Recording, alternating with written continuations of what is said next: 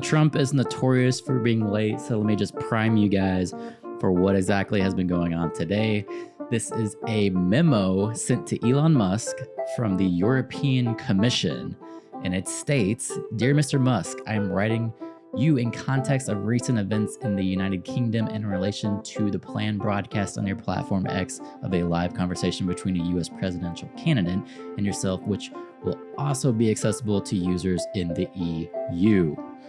I understand that you are currently doing a stress test of the platform. In this context, I am compelled to remind you of the due diligence obligations set out in the Digital Service Act as outlined in my previous letter.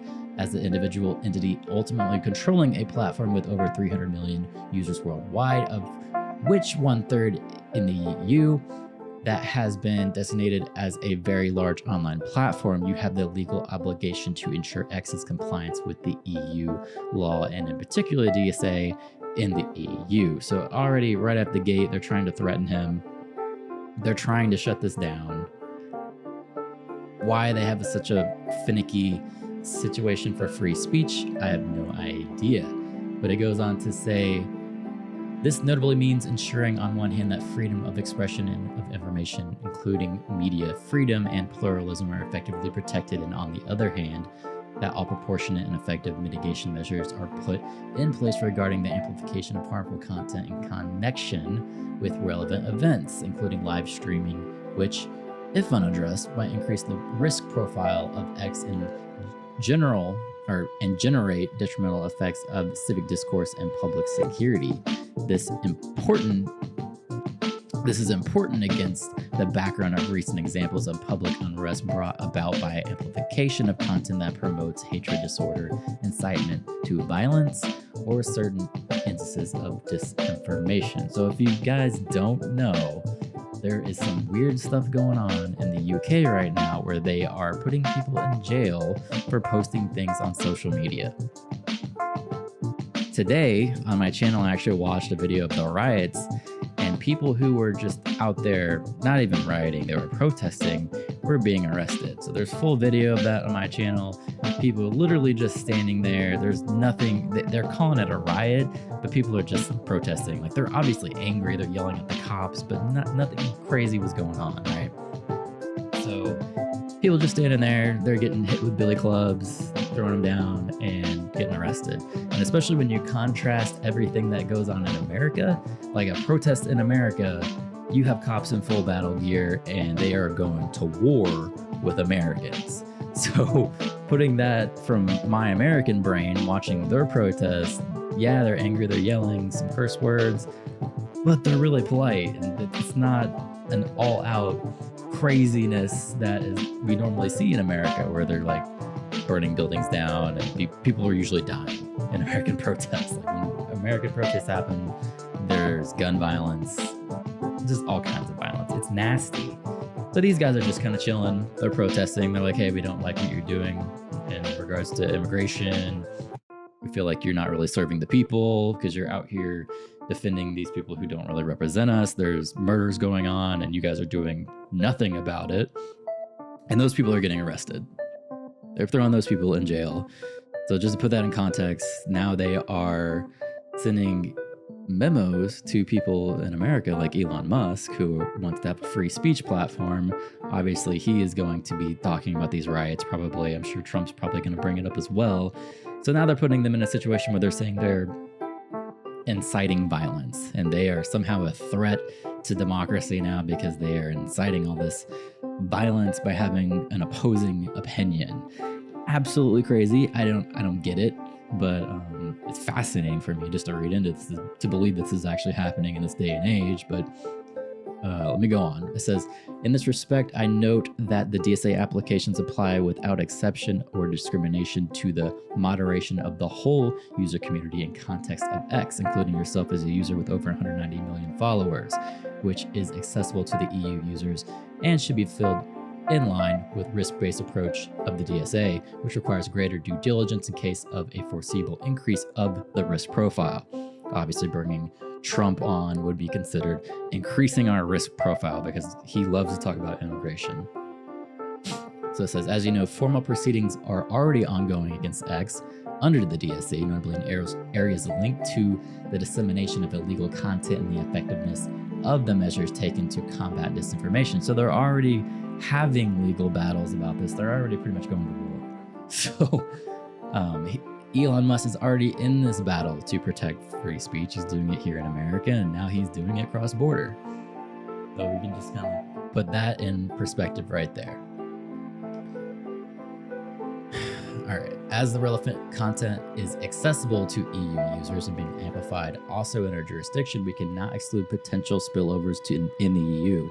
Therefore, we are monitoring the risks in the EU associated with the dissemination of content that may incite violence, hate, and racism in conjunction with major political or societal events around the world, including debates and interviews in the context of elections. So obviously, the context of elections, when they're talking about racism and hate and violence, I know they're talking about Trump. They're saying that he incites that everywhere he goes. There's even people in America that agree with that. I'm not even debating if he is a racist. Is Trump hateful? Is Trump inciting violence? I just think this is a bad way to go about it. They're just pretty much saying, if we don't like this person, we're going to throw you in jail. And in Elon Musk's case, they're not going to throw him in jail, but they're probably going to sanction him. They're going to fine him. They're probably going to ban X in the United Kingdom. And whatever else they can potentially do within their power to harm him and his business. So it says, let me clarify that any negative effects of illegal content on X in the EU, which could be attributed to the ineffectiveness of the way in which X applies the relevant provisions of the DSA, may be relevant in the context of ongoing proceedings and of the overall assessment of X compliance with the EU law.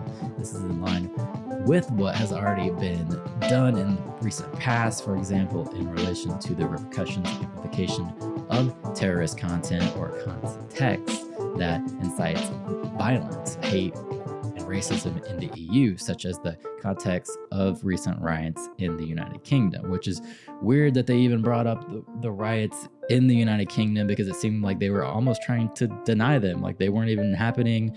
If you mentioned anything about it on any social media, if you had your videos of it, if you were liking the videos of it, they were going to throw you in jail. So it's like they were trying to scrub that these riots even happened off the face of the earth. But now they're mentioning it in this memo to Elon Musk to kind of throw their weight around to say, you better not interview Trump. You better not talk about our issues that are going on right now when it comes to immigration. You better not talk about us in general. So it says, I therefore urge you to promptly ensure the effectiveness of your system and to report measures taken to my team. My services and I will be extremely vigilant to any evidence that points to breaches of the DSA and will not hesitate to make full use of our toolbox, whatever the fuck that means. They're just kind of threatening him right there, including by adopting interim measures should it be warranted to protect the EU citizens from serious harm. Because somehow Elon Musk interviewing a former presidential or a current presidential candidate, a former president, somehow that's going to cause serious harm to EU citizens.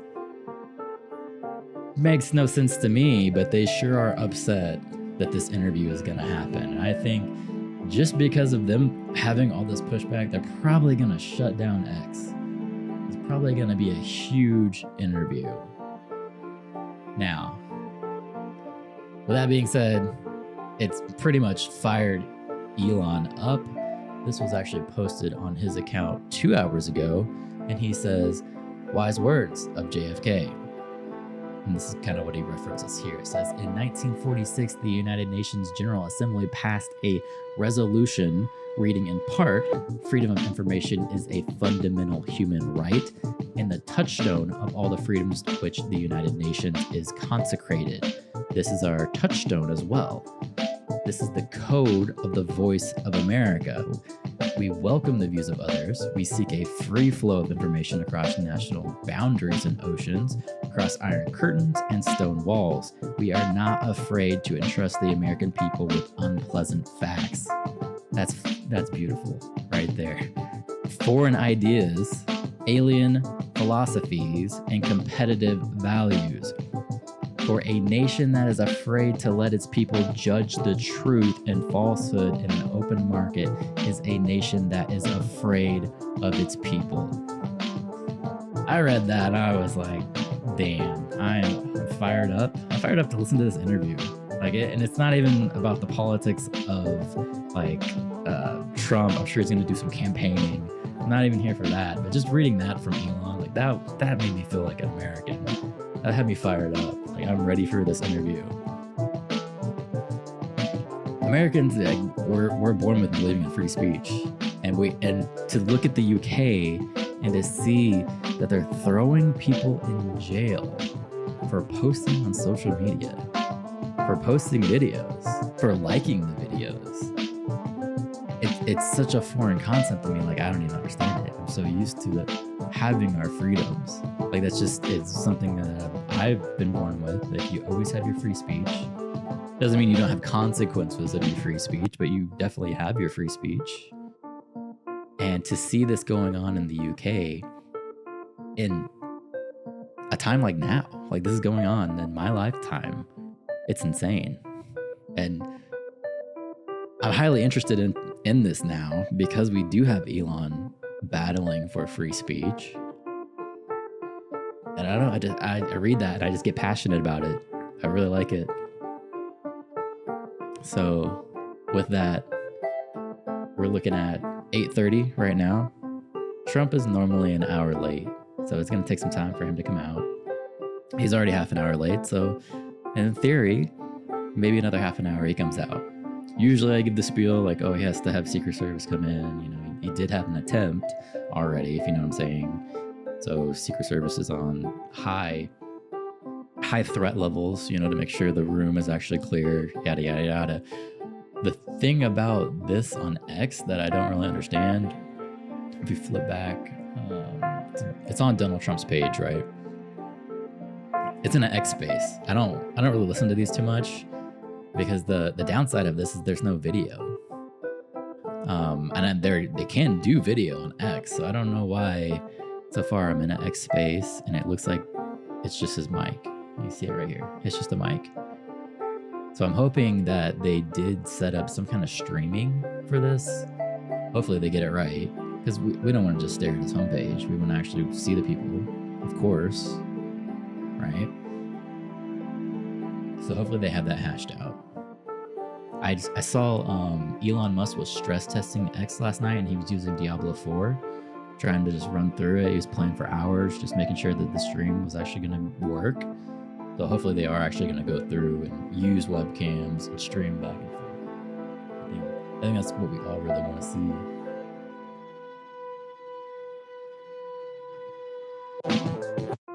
Okay, so just to give you an update here, it says there appears to be a massive DDoS attack on X, working on shutting it down. Worst case, we will proceed with a smaller number of live listeners and post the conversation later.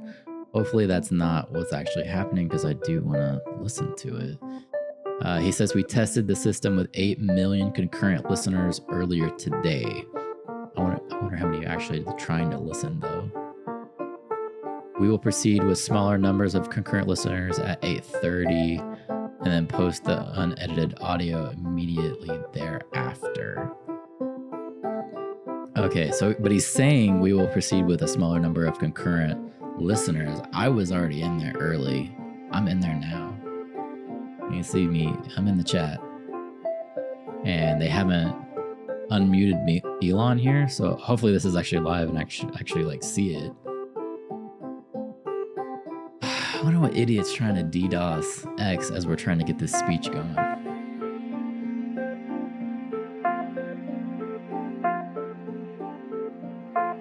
Man, people are annoying. To people just hearing what President Trump has to say.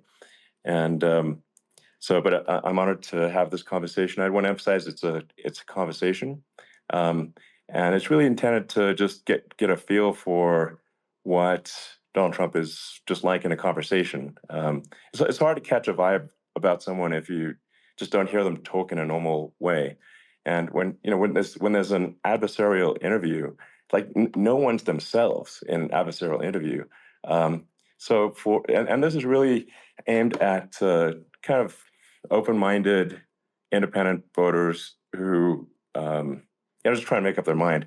I dig it. So you can understand like what is what is it just like to have a conversation? So honored Donald, great to speak. We had a great conversation yesterday. As you mentioned yesterday, if we could just record that conversation and post it, it would have been excellent. And I hope we can have something like that today. Well, I think we will. I'm pretty sure we will. And congratulations, because I see you broke every record in the book with so many millions of people. And it's an honor. We view that as an honor. And then you do want silencing of certain voices. Usually those are voices that have something to say that are constructive, oftentimes constructive. And so we have to consider it an honor. But congratulations on breaking every record in the book tonight. That's great. Well, thank you. Well, I mean, maybe we could start off with, the assassination attempt, which was an incredible thing. And I have to say that, your actions after that assassination attempt were inspiring. You, instead of shying away from things, instead of ducking down, you were pumping your fist in the air and saying, fight, fight, fight. And I think that's, the president of the United States represents America, and I think that is America. That is strength under fire, and so that's a big part of the reason why I was excited to endorse you as the president of the United States for having another term here. Is that was just incredibly inspiring. But what was it like for you? Not pleasant. I have to be honest. I said there was blood. I had more blood. I didn't know I had that much blood. The doctors later told me that the ear is a place that is a very bloody place if you're going to get hit. But in this case, it was probably the best alternative you could even think about, because it went at the right angle, and it was a hard hit. It was very. Thanks for the sub. I guess you would say surreal, but it wasn't surreal. I was telling somebody, you have instances like this, or like a lot less than this, where you feel it's a surreal situation. And I never felt that way. I knew immediately that it was a bullet. I knew immediately that it was at the ear. Yeah. And because it hit very hard, but hit the ear. And I also heard people shout, bullets, bullets, get down, because I moved down pretty nicely, pretty quickly. And we had bullets flying right over my head after I went down. So I'm glad I went down. The bigger miracle was that I was looking in the exact direction of the shooter. And so it hit me at an angle that was far less destructive than any other angle. So that was the miracle. That was, for those people that don't believe in God, I think we got to all start thinking about that. You have to, I'm a believer. Now I'm more of a believer, I think. And a lot of people have said that to me. A lot of great people have said that to me, actually. But it was amazing that I happened to be turned just at that perfect angle. And all because I put down a chart on immigration that showed that the numbers were so great. I love that chart even more maybe now. It's a sign. Maybe that's a sign, It's an immigration sign. You highlighted a serious issue, and at that moment, the bullet missed your, hit your ear, but missed your head. The amazing thing is that the sign, I said, bring down that sign on immigration, and it was literally about an eighth of a second where it would be good, and after that it was going to be a disaster, no matter which way you were facing. But it just had that perfect angle, which was exactly at this shooter. Very sad situation. Such a sad situation. As you know, we lost somebody that was great, Corey, who a firefighter, a great gentleman, a great Trumper. He was just a fantastic family and a fantastic man. And a friend of mine came up, Elon, and said, I'd like to give the family some kind of help. And I said, that's great. He said, do you mind? I said, I don't mind at all. And he wrote out a check for $1 million, gave it to the wife. And, you know, she said, this is really nice, but I'd rather have my husband back, which is a nice thing for Sure. somebody to say, to be honest. She's great. The family is great. And we raised a lot of Yeah. money for them and for two other gentlemen are unbelievable people also. They were hit really badly. They thought they were not going to make it, and they did. The doctors in the Butler area, I tell you, they were incredible. They saved the two, and they were really hit tough, both of them equally. And we thought, Yeah. my first question was because I heard bullets flying over me, and I said, how many people were killed? Because we had a massive crowd there, a tremendous, Yeah. thousands and thousands of people, and there was no land. I mean, it was all people. So I said, how many people have been killed? Because I knew there were other shots being fired. Sure. And they said, we don't know yet, but some people have been badly hurt. And I have to give the Secret Service sniper, they call him, or sharpshooter, but sniper, Yeah. because he didn't know there was a problem. He's an extraordinary shot, obviously, and he didn't know there was a problem. And he was Yeah. able to pick it all out within 5 seconds. And he used one bullet from very far away, I guess probably about 400 yards.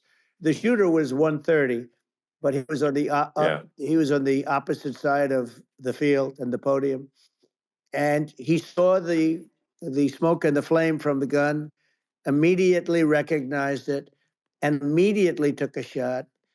And it was one perfect shot from very far away. And if he didn't do Yeah. that, Elon, he would have. I mean, if he would have, a lot more people could have been Sure. badly hurt and killed.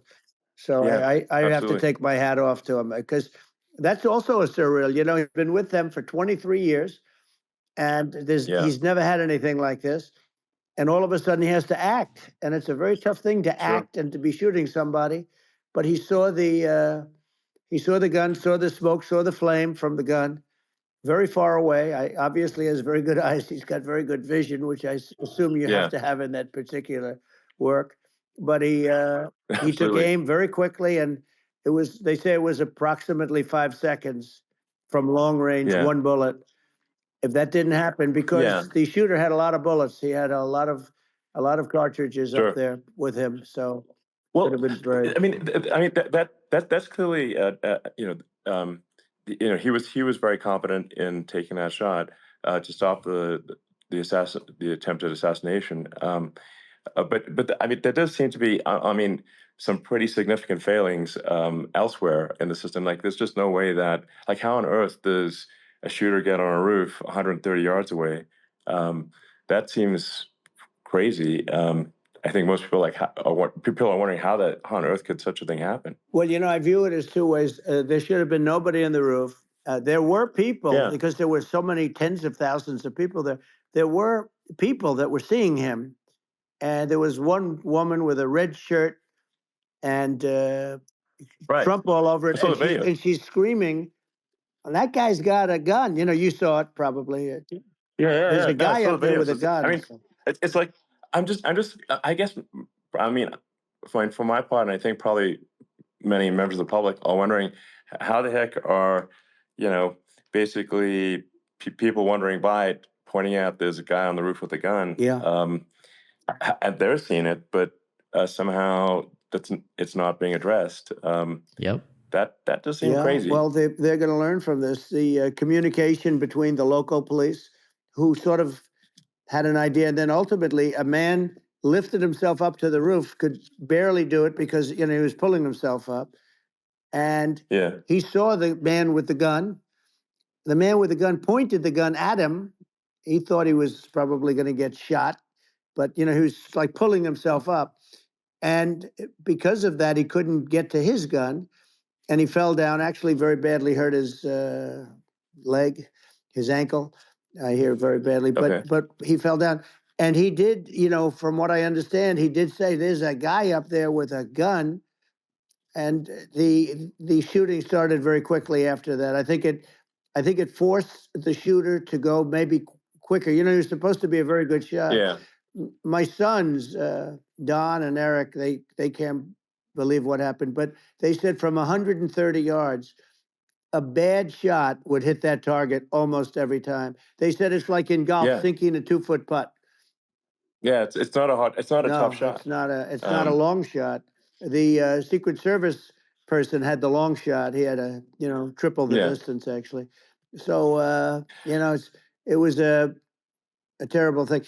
Look, it's hard. I have to say this about the Secret Service. When I went down, and I went down based on, I think, they're screaming, but other people also, because people saw this happen. You had so many people. One of the miracles was that nobody ran. I mean, if a gun goes off, the crowd control people showed us this.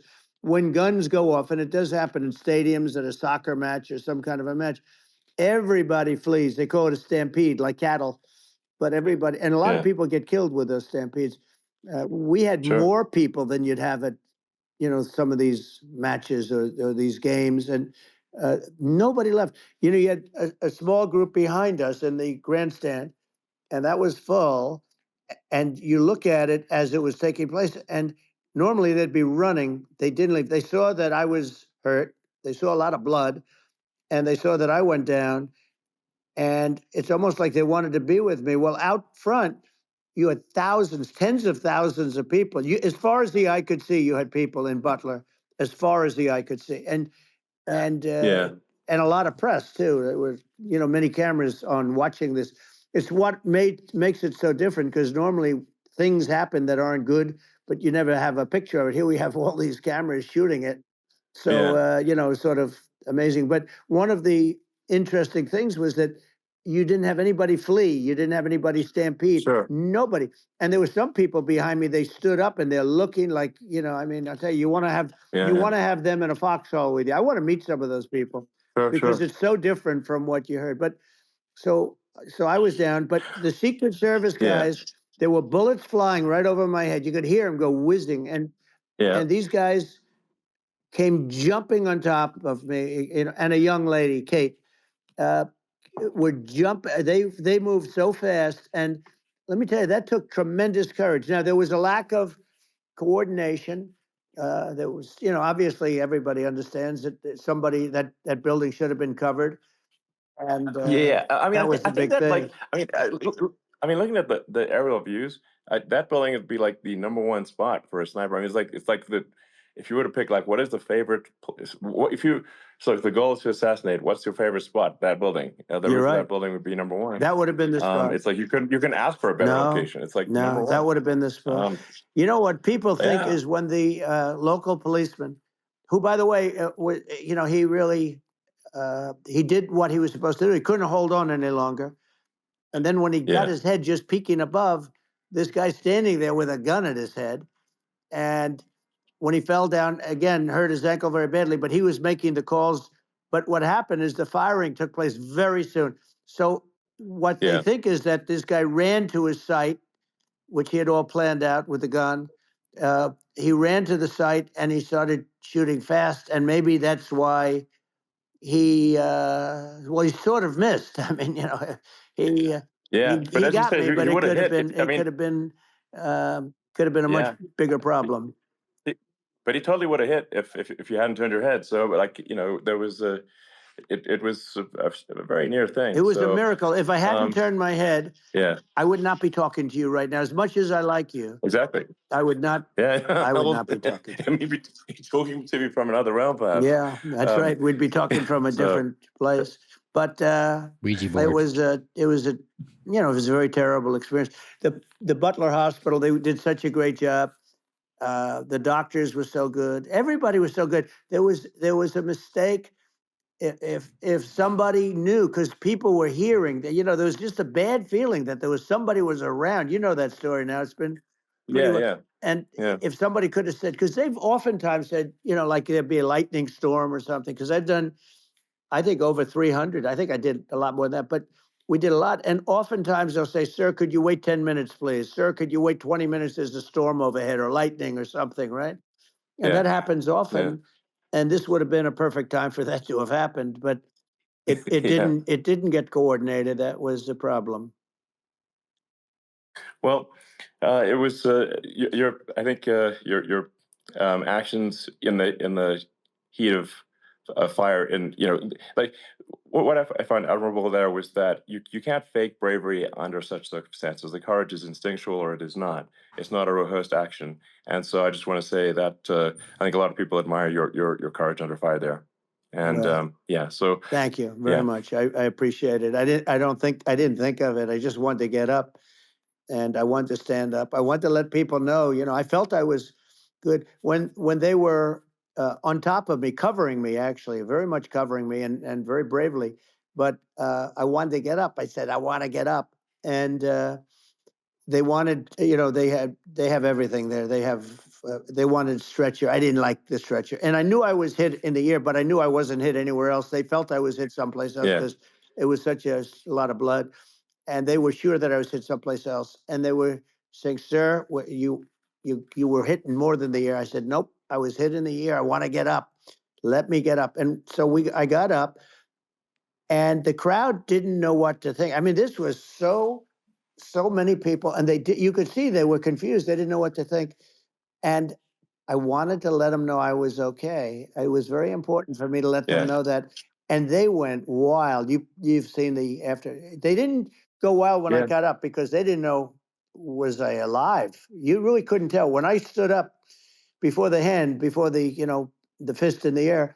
Uh, they didn't know if I was alive. Nobody did. And when I put the fist up, they were just relieved and happy and thrilled, and the place went crazy. It was pretty amazing. yeah. It was a Well, terrible thing, but it it was was really nice. incredibly moving. Yeah.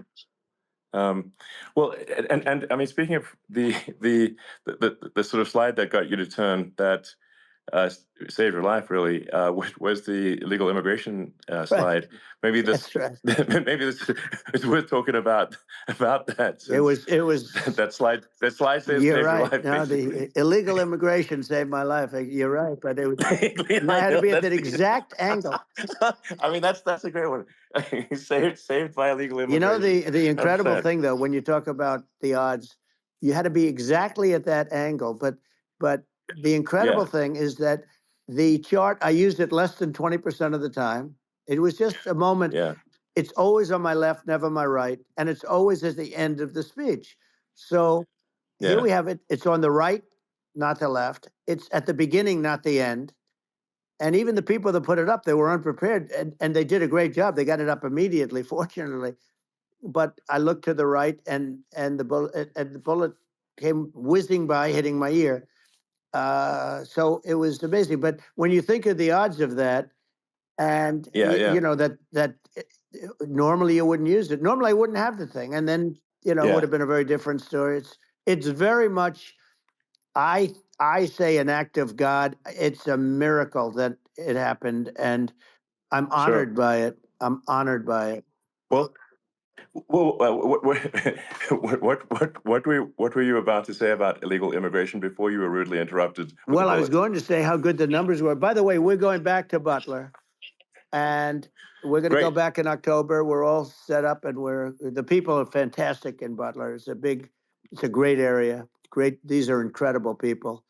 Like the three that, in the case of Corey, killed, and the other two, the families are. I got to know them a little bit, and the families are great. But we're going back to Butler, and I think I'll probably start by saying, as I was saying, As you were prior to saying, being so exactly. So, horribly interrupted. yeah, But yeah. So rudely interrupted by an yeah, assassination so it was. attempt. But no, but the chart, Some people have no manners. Elon, the chart was just a chart that in my last week we had the best illegal immigration numbers, meaning stopping. It was at the lowest. You've seen the chart. It's become quite a famous Yeah, chart, yeah, but that was the lowest yeah, point ever recorded. It was a really, I mean, I was very proud of those numbers. And then you see what happened with these people, Kamala and Joe. You see what happened. They just let it go. I had remain in Mexico policies. I had all these different policies that was so good. Uh, Guys like Tom Holman and Brandon Judd from Border Patrol. These are all people that they've been on television. They says the best numbers we've ever had. We had so many different checks, catch and release in Mexico, not the United. We had catch and release in the United States.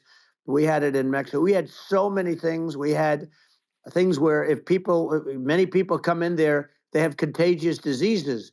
We had everything passed. If you have a contagious disease, I'm sorry, but we cannot allow you into the country.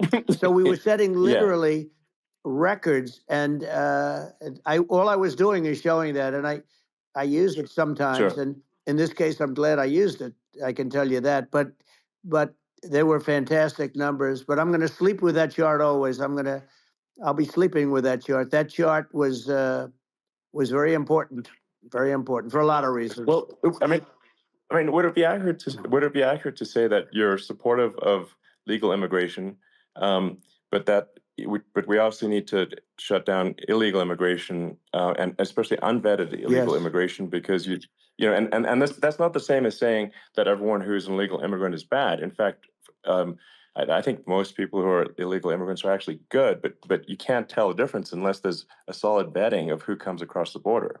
Does that accurately 100%. represent your position? I say it Okay. very simply. They have to come in legally. They have to be checked Yeah. because look, Kamala was the border czar. Now she's denying it. Everything that I do, she's Yeah. saying she was strong on the border. We're going to be strong. Well, she doesn't have to say it. She could close it up right now. They could do things right now. It's horrible. No tax on tips, and all of a sudden she's making a speech and there will be no tax on tips. I said that months ago. And by the way, they had just the opposite. They had not only tax on tips, but they hired 88,000 IRS agents, and many of them were assigned to go get waitresses and caddies and all of this on tips. They have a policy. They had a policy that they were really going to go after you and were really harassing people horribly. And then all of a sudden, for politics, she says, she comes out with what I said, which I think is terrible. And I think it's also hitting them very hard. These people are fake. Now they're also saying they did a good job on the border. We had the worst numbers in the history of the world, not of our country. There's never been a country in history that has had a catastrophe like this. We've had, I believe, and I think you believe this too, you hear 12 Yeah. million, 13. I believe it's over 20 million people came into our country, many Yeah. coming from jails, from prisons, from mental institutions, or a bigger version of that is Yeah. insane asylums, and many are terrorists. And I'll tell you what, they're coming not just from South America, they're coming from Africa, they're coming from all over the world. They're coming from Asia, they're Yeah. coming from the Middle East, they're coming from countries that are stupidly and horribly bombing Israel October 7th. They're coming from all over the world. And you look at, it's so sad October 7th because it should have never happened. Yeah. It's so sad when Sure. you look at Ukraine. It should have never happened. We have a defective Yeah. government. These are defective people, and they're not people that should be running it. But where you see it the best is the border, because you have millions of people coming in a month, and then she gets up and she tries to pretend like she's going to do something. She had 3.5 years. And by the way, they have another 5 months that they can do something, but they Yeah. won't do anything. It's all talk. She's No. incompetent and he's incompetent. And frankly, I think that she's more incompetent than he is. And that's saying something because he's not too good. Yeah. No, I think it is essential to have a secure border. I mean, you're really not a country unless you have a Correct. secure border. And And uh, secure elections, you too. know, absolutely secure elections, and so it's just essential to have a real border, or we can't function as a country, and our service, our central services are being overwhelmed in a lot of cities. And as we were talking about earlier, I think having a legal immigration process that is smooth and efficient and done well, and speaking as someone who is a legal immigrant, and I think I mean, like one way to think of it is, who do you want on your team? Who do you want on Team America? And I think we want to just say, okay, we want to let in people who are gonna, be great contributors to our society and to our economy, Right. and and who do you want on the team? And it's not to say that, like in my opinion, actually, I'd say like probably most of the illegal immigrants actually are actually good, hardworking people. That's my opinion. but some are not. And you just have this sort of adverse selection process where, if somebody's, if somebody's like you know, uh, has a career in theft or robbery, I don't understand what's taken them so long to get here, because we're such a target-rich environment. Um, I mean, why aren't more people who have a career in, bad things coming here sooner? Because it's a piece of cake to go rob, houses in LA or New York, compared to other parts of the world. And in a lot of places in America, if you try to stop the person who's robbing you, you'll be arrested. Yeah. Yeah. So it's insane. It's right. I mean, what's happening with crime, and our police are so good, but they're not allowed to do their job. But I have to tell you, Elon, I They're hate not. to say it because it's such a downer to say it. I hate to say it. I hate it, but you have a lot of people that just shouldn't be. I think it's a much bigger number than you think. They're I allowing, think you're again, right. they're Yeah. allowing people from their jails. And if you were running one of these countries where they're coming from, you would have had all of them. As an example, Venezuela, their crime is down 72%. They're taking their drug dealers. They're taking, frankly, their prisoners. They're emptying out their prisons. They're taking their criminals, their murderers, their rapists, and they're Yeah. delivering them into the. That's what Castro did Yeah, that. well, he You know. did on a much smaller scale. Yeah. It was a much smaller Yeah. scale. But this is a massive scale because this is being done worldwide. But here's what's happening: crime all over the world is down. And wait till you see the numbers that we have. This is migrant crime. This is crime that's going to be. Yeah. And I saw it today in New York where somebody was knifed with raped the girlfriend of a man that stood there watching in New York in one of the shelters and started Sure. pulling out the knives, and bad things happen today. But this is happening every day. These are rough people. These are people that are in jail for Yeah. murder and all sorts of things. And they're releasing them into our country. And they're telling them, if you come back, we're going to kill you. We're going to give you the death penalty or kill you. So they don't want to come back. But these are rough people. Yeah. These are criminals that make our criminals look like nice people. And it's horrible what they're doing. And she's in charge of it because, now she's trying to say she Sure. had nothing to do with it. And she's such a liar because she was called the border czar the first day, and it was on the headlines of every newspaper. She's the border czar, and she never even went there. She went to one location, which had nothing to do with where the problem is. She went in and out, I Right. guess, because she was getting a lot of pressure, Yeah. but Yeah. had nothing to do where the problem Yeah. is. But she was the Well. border czar, and people Yeah. Yeah. can't allow them to get away with their disinformation campaign. Now she's trying to say that she wasn't really involved, and the whole thing is horrible. She was totally in charge. She could have shut the border down without him. He didn't know what he was doing anyway, so he wouldn't have even known Yeah. what happened. You could shut the border down. He Yeah. wouldn't even know the difference. But uh, the Damn. fact is that she was border czar. But if you don't have to call her Yes. that, the fact is you could just call her. She was in charge of the border, and the border was the worst Right. ever. It's simply not working. No, it's horrible. Whether it's a question of intention or competence, either way, we don't have a secure border, and we have people streaming over like it looks like a World War Z zombie apocalypse at times. And sometimes you got to sort of wonder, like, is it real or not? So because you see things, you're like, is it real?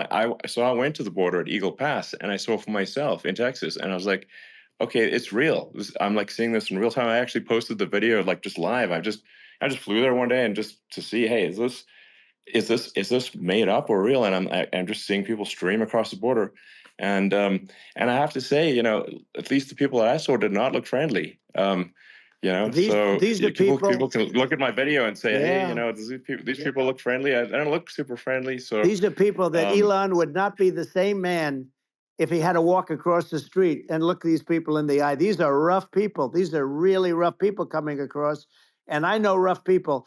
And these are people that we don't want in our country. And, the caravans are coming in and they're putting, and who's doing this are the heads of the countries. And you would be doing yeah, it, and so would I. And everyone would say, oh, what a terrible thing to say. The fact is, it's brilliant for them because they're taking all of their bad people, really bad people. And I hate to say this, the reason the numbers are much bigger than you would think, is they're also taking their non-productive people. Now, these aren't people that will kill you. We have enough of them, but these are people that are non-productive. They are just non-productive. I mean, for whatever reason, they're not Yeah, yeah. workers, or they don't want to work, or whatever. And these countries are getting rid of non-productive people in the caravans in many cases. And they're also getting rid of their murderers and their drug dealers and the people that are Yeah. really brutal people. And they're coming into our country Yeah. at levels that have never been seen before. And I saw an ad just before I got on the air. I'm walking over here, and I saw an ad by Kamala saying how she is going to provide border security. Where has she been for 3.5 years? For 3.5 years, Yeah, no, we have 20 million people this I poured think in. is, It's a terrible yeah, I thing. think this, frankly, I think this is a fundamental existential issue for the United States. And if we have another 4 more years of open borders, and it's going to be even worse with another 4 more years, it's going to be even worse than it's been for the past, 3.5 years. I'm not sure we've got a country You don't left have a country at that left. point. Elon, if they get in, you will have 50 to 60 million people from all over the world, not South America only. You know, we think of South America, we think of Honduras and El Salvador, Guatemala, and Mexico, you know, the 4. But it's not that. It's everywhere. They're coming in from Yeah, everywhere. And I had to stay in yeah, I think Mexico. this is a super important Yeah. point. Like people, it's like basically when I went down there, I was like, well, where are people from? It's like almost no one was from Mexico. To No, be clear, Mexico it's less, just less of the the border. others. It's just the border with Mexico. But the people coming in, it's Earth, the rest of Earth, and America is only about 4 or 5% of the population of Earth. It would only take a few percent of the rest of Earth to overwhelm everything in the We're U.S. already So overwhelmed, Elon. We're overwhelmed. You had to see the news tonight about New York. New York, and I love that place, and what they're doing to it is horrible, what they're doing to it. And all the courts do is they yeah, try and focus on Trump. Okay, then let's focus on Trump, who did nothing wrong. I complain about a rigged election. Elon, what's happened is unbelievable. You have from Africa, from the Congo, they're coming from the Congo, and 22 people came in from the Congo recently, and they're murderers, and they're dropped. They drop them. They take them out of jails, which is very expensive, you know, to maintain the jails. Although they don't do too much maintaining, I can tell you. But they take them out of jails, prisons. They take them out, and they bring them to the United States. They deposit them in the United States and say, "Don't ever come back, or you're going to be executed." And they don't want to come back, but they won't come back. sure. But they're coming from Africa. They're coming from Asia. They're coming from the Middle East. They're coming from South Well, America. just They're Earth, coming from rest of Earth, everywhere. basically. And there are a lot of Yeah, really everywhere on bad Earth. ones. It's it's just an everywhere on Earth thing, and it's just not possible for the United States to absorb everyone from Earth, or even a few percent of the rest of Earth. It's just not possible. Well, So Elon, we're going to have, that's just to yeah, finish this up, we're going to have the largest deportation in history of this country. And we have no choice. Otherwise, we're going to have a country, what they've done to our country. Think of it, with in Venezuela and in some of these other countries, crime is down 50, 60, 70, 80%. And you would be the same. You would have. yeah, I'll yeah, tell you what. Venezuela has not gotten rid of all of them. They've gotten rid of about 70% of their really bad people. Their jails are about 50% put into the United States. The same with other countries. Thanks Some for are the at sub. 30%, some are at 50%. They're all different. But the bottom line is they're all going to be at 100%. Why wouldn't you put 100% of? yeah, And they're doing it right now while this third-rate phony candidate. Don't forget, I beat Biden. He failed in the debate miserably. And, some people said, oh, gee, it's too bad. It's too bad he did so badly, or I did well in the debate. The first night they said, wow, one of the people at CNN said that was the greatest debate performance I've ever witnessed. And then 2 days later, they didn't talk about that. They just said he was bad. But that's okay. That's the way I get treated, and I don't mind that at all. What I can tell you is this.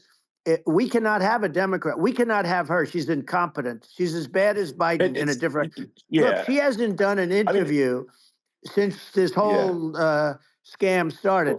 And say what you want. This yeah, was a coup. This was a coup of a president of the United States. He didn't want to leave, and they said we can do it the nice yeah. way or we can do it the No, hard way. Yeah, not, I mean, they just took him out back behind the shed and basically shot him. What they did Biden. with this guy, So and I'm no yeah, fan of his, and he was a horrible president, the worst president in history. And one of the reasons he was so bad, first of all, the Israeli attack would have never happened. Russia would never have attacked Ukraine, and we'd have no inflation. And we wouldn't have had the Afghanistan mess, if you think of it. well, And we wouldn't have had yeah, Afghanistan. But we think of well, it, yeah. you take a few of those events away, and we have a different world. We would also have No, you're, yeah. inflation was caused by oil. Yeah, no. I think you're making an excellent point here, which is that when other countries can, that are, are thinking about invading or doing bad things, when they're thinking about that, they're thinking about, okay, what's the American president going to do, and do they fear the American president, or is it someone they do not respect and do not fear? And I think they would. They rightfully be. I mean, but look at the footage of the assassination. They're like, okay, uh, President Trump is like, don't mess with me. I mean, that's like, whereas I think people are not going to be, and they obviously have not been at all intimidated by Biden, and they certainly will not be intimidated by Kamala. And you have to really think of that in the context of global security. That's that if the American president is someone that, like, evil dictators are scared of, that makes a huge difference to the security of the world. So I had a good relationship with Putin, despite the Russia hoax that lasted for over 2 years. Just a hoax created by Hillary Clinton and Adam Shifty Schiff, some just bad people, just sick people, frankly. I mean, Schiff is a sick person. He's going to end up probably being a senator. It's hard to believe. The whole thing is hard to believe. But, they put our country in danger with that stuff, too. They actually, when they make up stories, and you have to fight your way out of it for a long time. But I know Putin very well. I got along with him very well. He respected me, and it's just one of those things. And we would talk a lot about Ukraine. It was the apple of his eye. But I said, don't ever do it. Don't ever do it. I shut down Nord Stream 2. That was the big oil pipeline, the biggest pipeline in the world going all over Europe. I shut it down.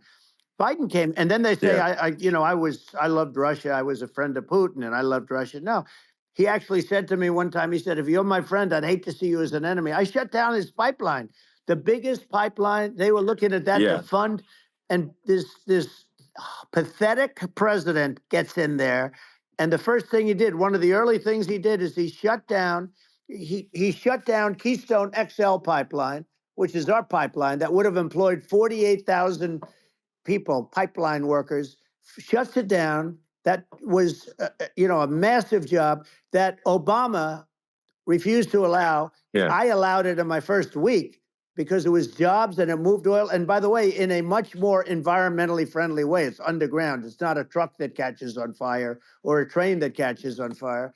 But think of it. He shut down the XL pipeline, the Keystone XL pipeline. Yeah. He shuts that down, and he approves the Russian pipeline.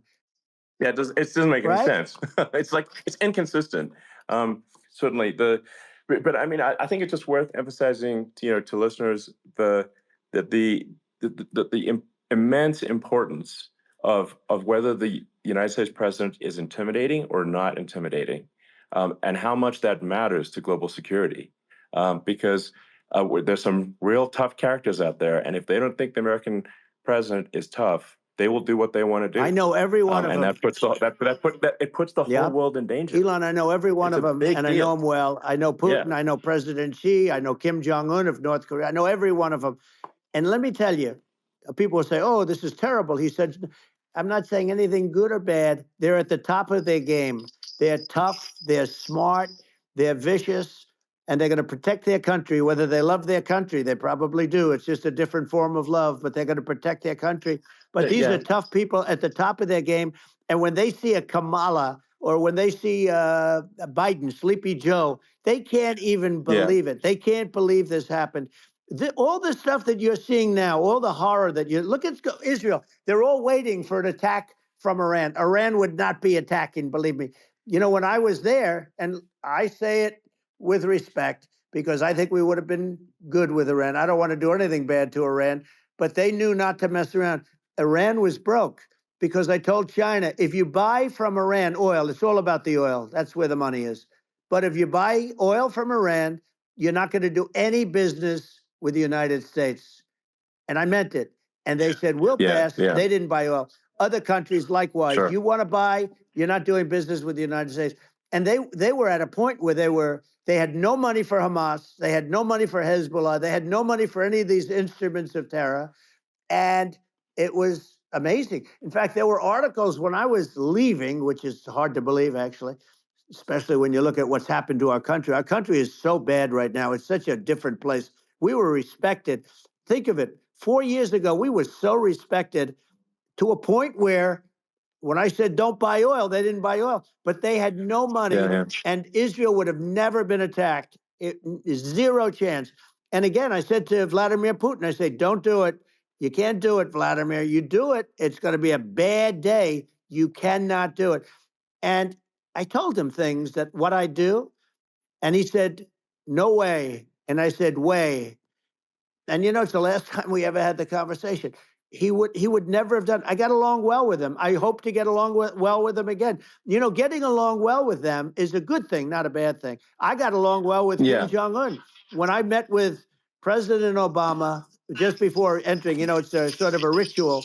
And I sat down with him and we talked. It was supposed to be for a very short period of time. It turned out to be a long period of time. I said, what's the biggest problem? He said, North Korea. I had that problem worked out very quickly. It was nasty at the beginning with Rocket Man and all the different things. Yeah. But all of a sudden, I got a call. Those were some epic tweets, by the way. Yeah, they Those were no, like they were absolutely... epic. Everything he said that he has a red button on his desk. I said, I have a red button on my desk too, but my red button is much bigger, and my red button works. And then I called him Little Yeah. Rocket Man. If Little Rocket Man. Anyway, here's the bottom line. All of a sudden, I got a call from him. And they said they want to meet. They want to meet me. And we met, Yeah. as you remember, we met in Singapore. We met also in Vietnam. And I got along with them great. We were Yeah. in no danger. But President Obama, It's because thought we were going to end up in a Yeah. war, a nuclear war with him. And let me tell you, he's Yeah, got it's a not lot of true. nuclear stuff too. Exactly. He's got plenty of nuclear. It's He can do plenty of damage. So yes, I mean, it's because people like Kim Jong-un, they respond to strength, not weakness. well, And he and and I got if he you and I project had a good strength, relationship. Remember I met him and we walked onto his land. Nobody ever walked onto his land before. I walked onto. I wouldn't say. Let's bring up Secret Service again. I wouldn't say they were thrilled when I did that. I walked onto his land, and it was an amazing period. But we were not in danger with him because of me. I always say that we have enemies on the outside and we have enemies on the inside. We have some really bad people in our government and people that are and controlling of the people. I mean, I'd mention names, but I really don't want to give them the credit. But we have some really bad, and I say they're more dangerous than Russia and China. If you have a smart president, a president that gets it, we are not in danger from those countries because they need us and they need our help. I mean, we forced Obama, if you think about it, Obama and Biden and Bush to a certain extent, in all fairness, forced Russia and China together. And if you're a history student, the first thing you learn is you cannot let Russia and China align. But then they also got, if you take a look, Iran, and they have North Korea. That's, they call it the axis of evil. In the old days, you had the axis of evil. Here we have a modern day axis of evil. These are powerful countries, very heavy nuclear, which is the biggest threat. The biggest threat is not global warming, where the ocean's going to rise 1/8 of an inch over the next 400 years. And you'll have more oceanfront property, right? The biggest threat is not that. The biggest threat is nuclear warming, because we have 5 countries now that have significant nuclear power, and we have to not allow anything to happen with stupid people like Biden. Biden did something with Russia. There was no chance of him ever going in. And when I left, and then after I left, they started forming big armies on the border with Ukraine, right? And I looked at that, and I thought he was doing that because Putin's a good negotiator. I thought he was doing that to negotiate. But then Biden started saying such stupid things. For instance, he said that it can be a NATO country. Now, Russia, for as long as there's been NATO, has said we're never going to agree to that. And we go right up front and say that. And we did things and said things through this president with a low IQ, very low IQ. He had a low IQ 30 years ago, by the way, but now he might not even have a IQ at all. There's nothing on the board that goes this low. He said things that were so stupid that war would have been, that war had zero chance of happening if I were there. Zero chance. He was saying everything the opposite, everything the opposite. And it's so sad because many more people have been killed in Ukraine than you read about. You don't read about how bloody it is and how disaster. Sure. Hey, look, just in the two armies, you lost 500,000 people. And Ukraine's having a hard time. Ukraine, I don't know if you saw the article recently, and it's true. You don't hear the true story. But if you think about it, Russia's gone, Russia defeated Germany with us, and they defeated Napoleon. They've been around a long time. They're a big fighting force. Yeah. So, and it's very unfair. And Ukraine now doesn't have enough men. They're now using young men and very old men to fight. And we're in a very bad position. And I'm not going to blame exclusively, but I can tell you, I could have stopped that. And a smart president could have stopped that. It wouldn't have happened. But we had a man that actually made it more prevalent. It was so bad. The words that he was using, the stupid threats coming from a stupid face that he was using. I said, this guy's going to cause us a war. He's going to cause us. And let me tell you, it can lead to World War III. That can lead to World War III. The Middle East can lead to. We have numerous places that could end up in a World War III right now for no reason whatsoever. I think you're right. I think people underrate the risk of World War III, and it's just when you're looking at the risk of global thermonuclear warfare, it's game over for humanity, and it's something that people have, I think, after the end of the Cold War, people have become complacent about, but they actually have forgotten that there are currently a lot of nuclear missiles that have targeting parameters for the United States from 100%. Other countries. And one of the things we're going to do is we're going to build an Iron Dome over us. Israel has it. We're going to have the best Iron Dome in the world. We need it, and we're going to make it all in the United States. But we're going to have protection, because it just takes one maniac to start something. We're going to have protection, and we're going to have. Why shouldn't we have an Iron Dome? Israel has one. Some other places have one that nobody even knows about, frankly. But Israel has it. We're going to have an Iron Dome.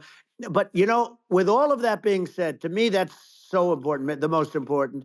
But with all of that being said, the election's coming up, and the people want to hear about the economy and the fact that they can't buy groceries because they don't have enough money to buy groceries. The inflation has killed them. Food prices are up 50, 60, even 100% in some cases. And this stupid administration allowed this to happen, and it's a shame. And that's the thing that people most care about, in my opinion. They care about the border a lot. And we discussed the border at great length. It's nice to have a forum like this where I can discuss something at length. And by the way, you think Biden could do this interview? Do you think that Kamala could do this interview? They would take a pass on you. No, they could not. So they don't need Elon.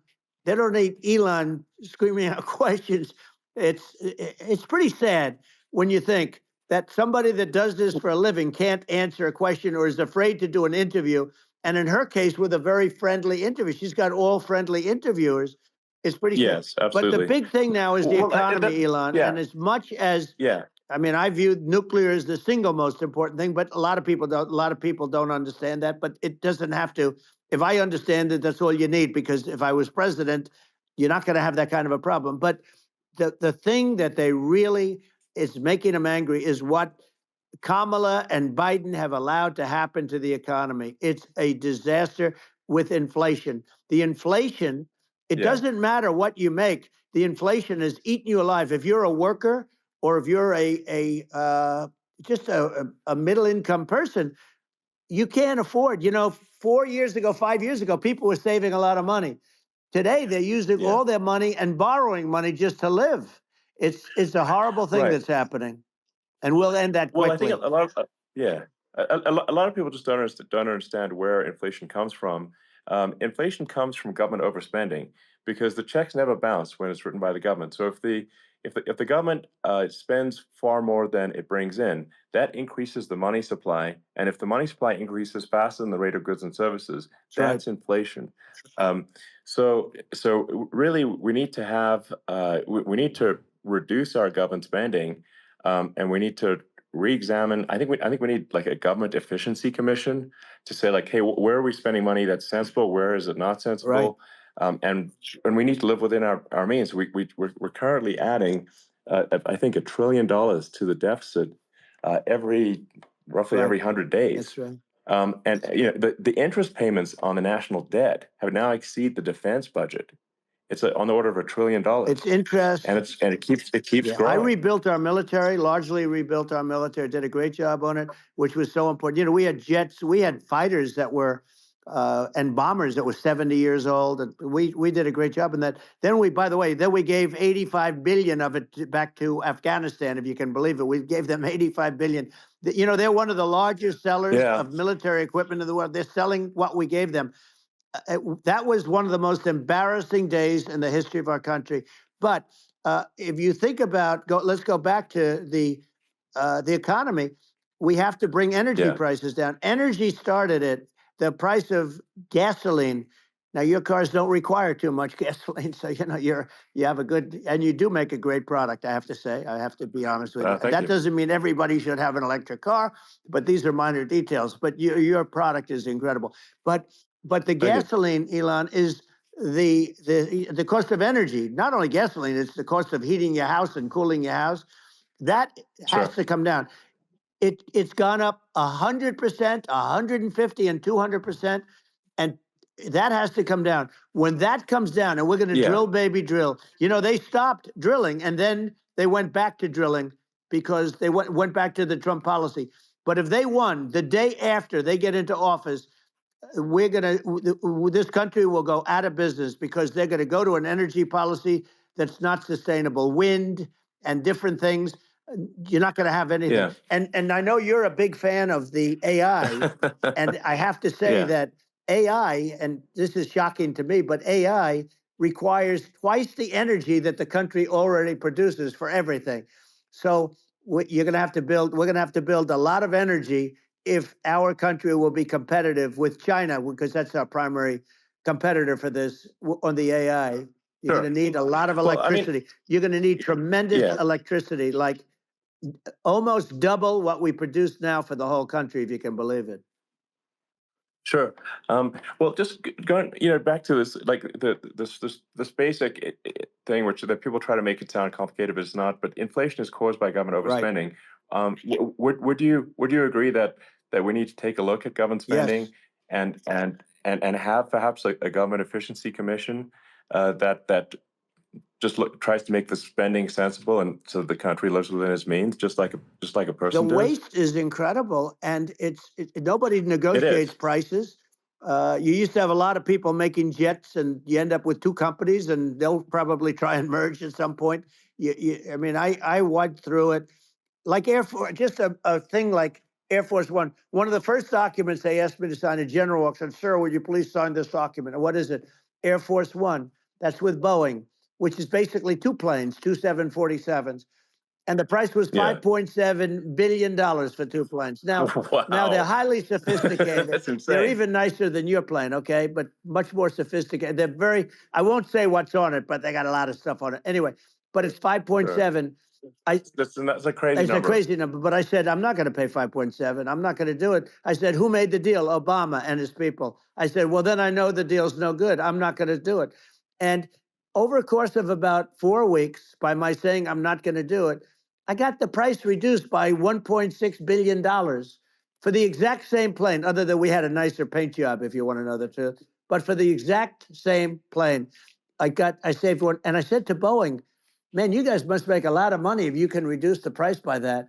But now what I do hear is that they're going back to the Biden administration and wanting big cost overruns, because they see these dopey suckers in there, and they'll end up getting some of the money back. But I shaved it by $1.6 billion for the exact same plane. And you can now take that and multiply that out times thousands of other items. Multiply it by a the zillion, numbers are and astronomical. I agree with you. Well, I mean, if so, I think it would be great to just have a government efficiency commission that takes a look at these things and just ensures that the taxpayer money, the taxpayers' hard-earned money, is spent in a good way. I'd be happy to help out on such a commission I'd love if it. it were formed. Well, you're the greatest cutter. I mean, I look at what you do. You walk in and you just say, "You want to quit?" They go on strike. Yeah. I won't mention the name of the company, but they go on strike, and you say, "That's okay. You're all gone. You're all gone." So every one of you is gone, and you are the greatest. You would be very good. Oh, you would love it. But if you look at Argentina, Well, I'd be happy to yeah. By help the way, out. congratulations. I Yeah. just looked at the number of people that are listening to you and I chat. We'll call it a chat. But Yeah. congratulations. This is very good. I mean, it's great. And you're an interesting character. The new head of a place called Argentina, and he's a big, Malay's awesome. he's great. And Yeah. he's a big MAGA fan, that he ran on MAGA. And he took it to an extreme too. He ran on MAGA, and I hear he's doing really a terrific job. It's called Make Argentina Great Again. It worked out perfectly. He came in, he bought a lot of hats, he brought everything, but he's doing a big job. He really cut. And I'm hearing Yeah. they're starting to do pretty well. Inflation's getting down. They had like Yes, exactly. 2,000%. And they had inflation like not normal inflation. They had the real deal. But we're going to Yeah. have that pretty soon. I think we Yeah. have the worst inflation we've had in 100 years. They say it's 48 years. I don't believe it. I think we have the worst. They Yeah. don't include a lot of the items that should be included. Yeah. Well, it's just from government overspending and not spending taxpayer money Yeah. effectively, and having just like so many departments you can't even name them all. And what Malay is doing is he's cutting government spending. He's simplifying things. He's having putting in regulations that make sense. And we're Argentina overnight is experiencing a giant improvement That's right. in prosperity. But it's also a lesson for the United States, which is that Argentina used to be one of the most prosperous countries in the world. In the like in the 30s, 40s, and because of bad government policy, it ruined the country. And if you take Venezuela, for example, Venezuela should be incredibly prosperous. They have phenomenal reserves of everything, oil, everything, and it should be prosperous. But if the government's wrong, it impoverishes the people. And so I think we should not be complacent in the United States in thinking that and taking our prosperity for granted, because if with bad government policy, we can run the country into the ground. And that's just something people should bear in mind. Don't take prosperity for granted. Well, think of education. So we're ranked at the bottom of every list of the top 40. We're ranked number 40, number 38. Norway, Switzerland, Sweden, different countries are ranked good. Actually, China's pretty close to the top. They're a top 6 or 7. But we're ranked at the bottom, almost at the bottom, 38, 39, 40. In other words, horrible. And yet we spend more per pupil than any other country in the world. So we spend more. And what I'm going to do, one of the first acts, and this is where I need an Elon Musk. I need somebody that has a lot of strength and courage and smarts. I want to close up Department of Education, move education back to the states, where states like Iowa, where states like Idaho, not every state will do great, because states that basically aren't doing good now. You look at Gavin Newsom, the governor of California. He's terrible. He does a terrible job. So he's not going to do great with education. But of the 50, I would bet that 35 would do great, and 15 of them, or 20 of them, will be as good as Norway. Norway is considered great. You can name them. I mean, they're so good. Some of these countries are so good. But if you go into some of these really well-run states, we have states that don't know what debt is. We have states that have low taxes, no debt, everybody working. They're really well-run. Sure. And maybe they have certain advantages in terms of location, in terms of, the land or the sun and the water and the whole thing. There are a lot of advantages that some people have. But if you moved education back to the 50, you'll have some that won't do well. but they'll actually be forced to do better because it'll be a pretty bad situation. Yeah, But if you think about it, yeah, you'll have some of these states. I'll bet you'd have 30, 35 states. It'll be much better. And you know what it'll cost? Less than half what it is in Washington. And these people don't care about the students in these, faraway states. And it'd be unbelievable. Yeah. I think you're making a good point in that if the states have to if each state has to compete against other states, then people will naturally move to states where it's better. Well, like California, as we said, it's a badly run state.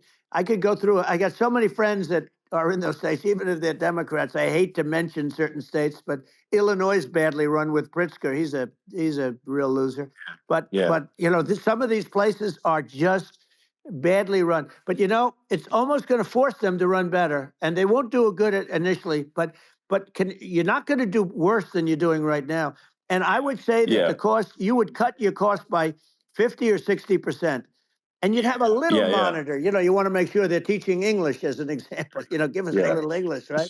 Sure. Right? Yeah. No, but I mean, to what? I mean, some of these governors are doing so badly. I mean, they got so many people moving out of their state. They should get U-Haul Salesman of the Year award because they're driving so much U-Haul. It's actually amazing. It's just people moving out. Isn't it amazing to you as a businessman that they can even survive? Like Illinois, so many people are leaving, and you wonder, how do they survive? I mean, how do they survive? I saw where you left California and you moved to Texas. Texas does a great job. But, I mean, I just wonder, how do these states survive when big businesses, a big oil company just left California, as you know, and they moved to Texas. How do these big states survive when they lose so many businesses and their taxes are already really high? The taxes are among the highest taxes. You almost wonder, how do they continue on? And in many cases, the governors don't do a good job in their crime-ridden places. You wonder, how do they continue to just go on? It's not a good situation.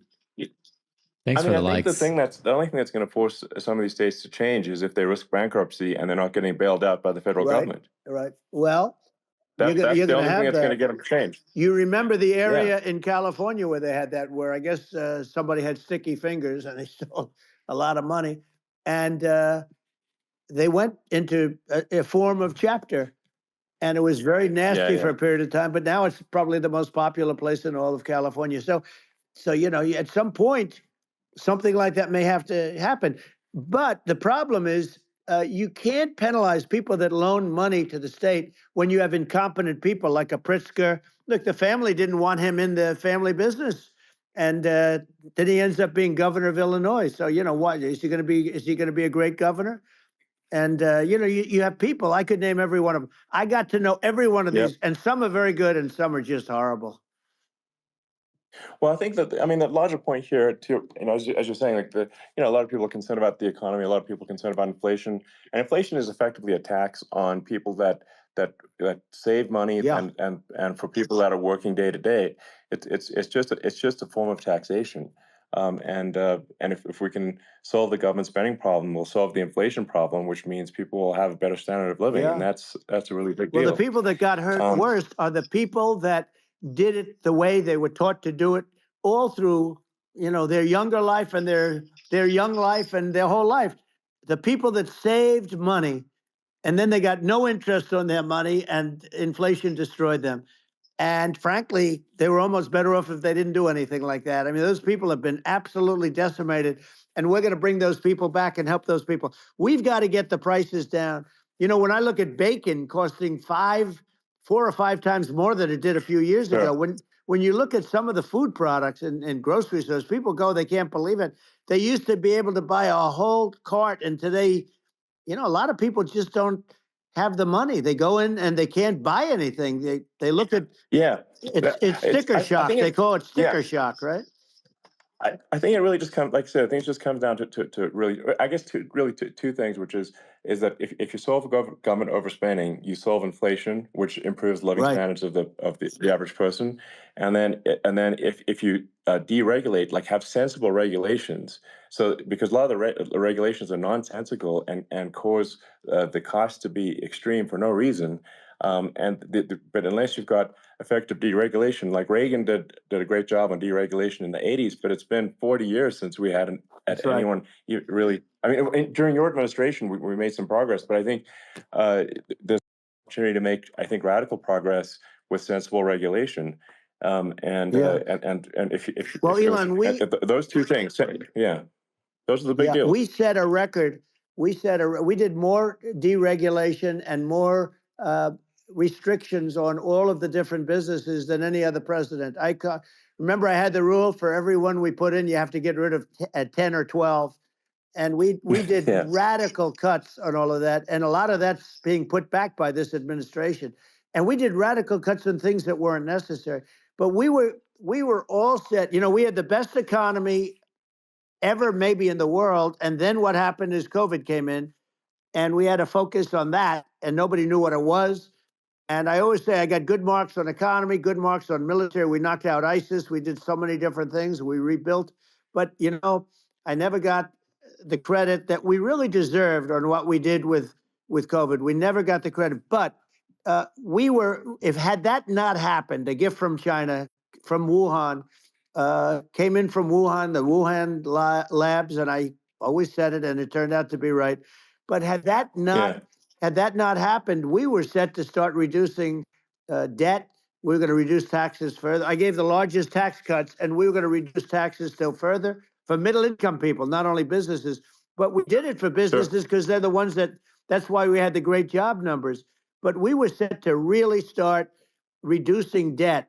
And, you know, we're sitting on the biggest pile of liquid gold anywhere in the world, bigger than Saudi Arabia, bigger than Russia.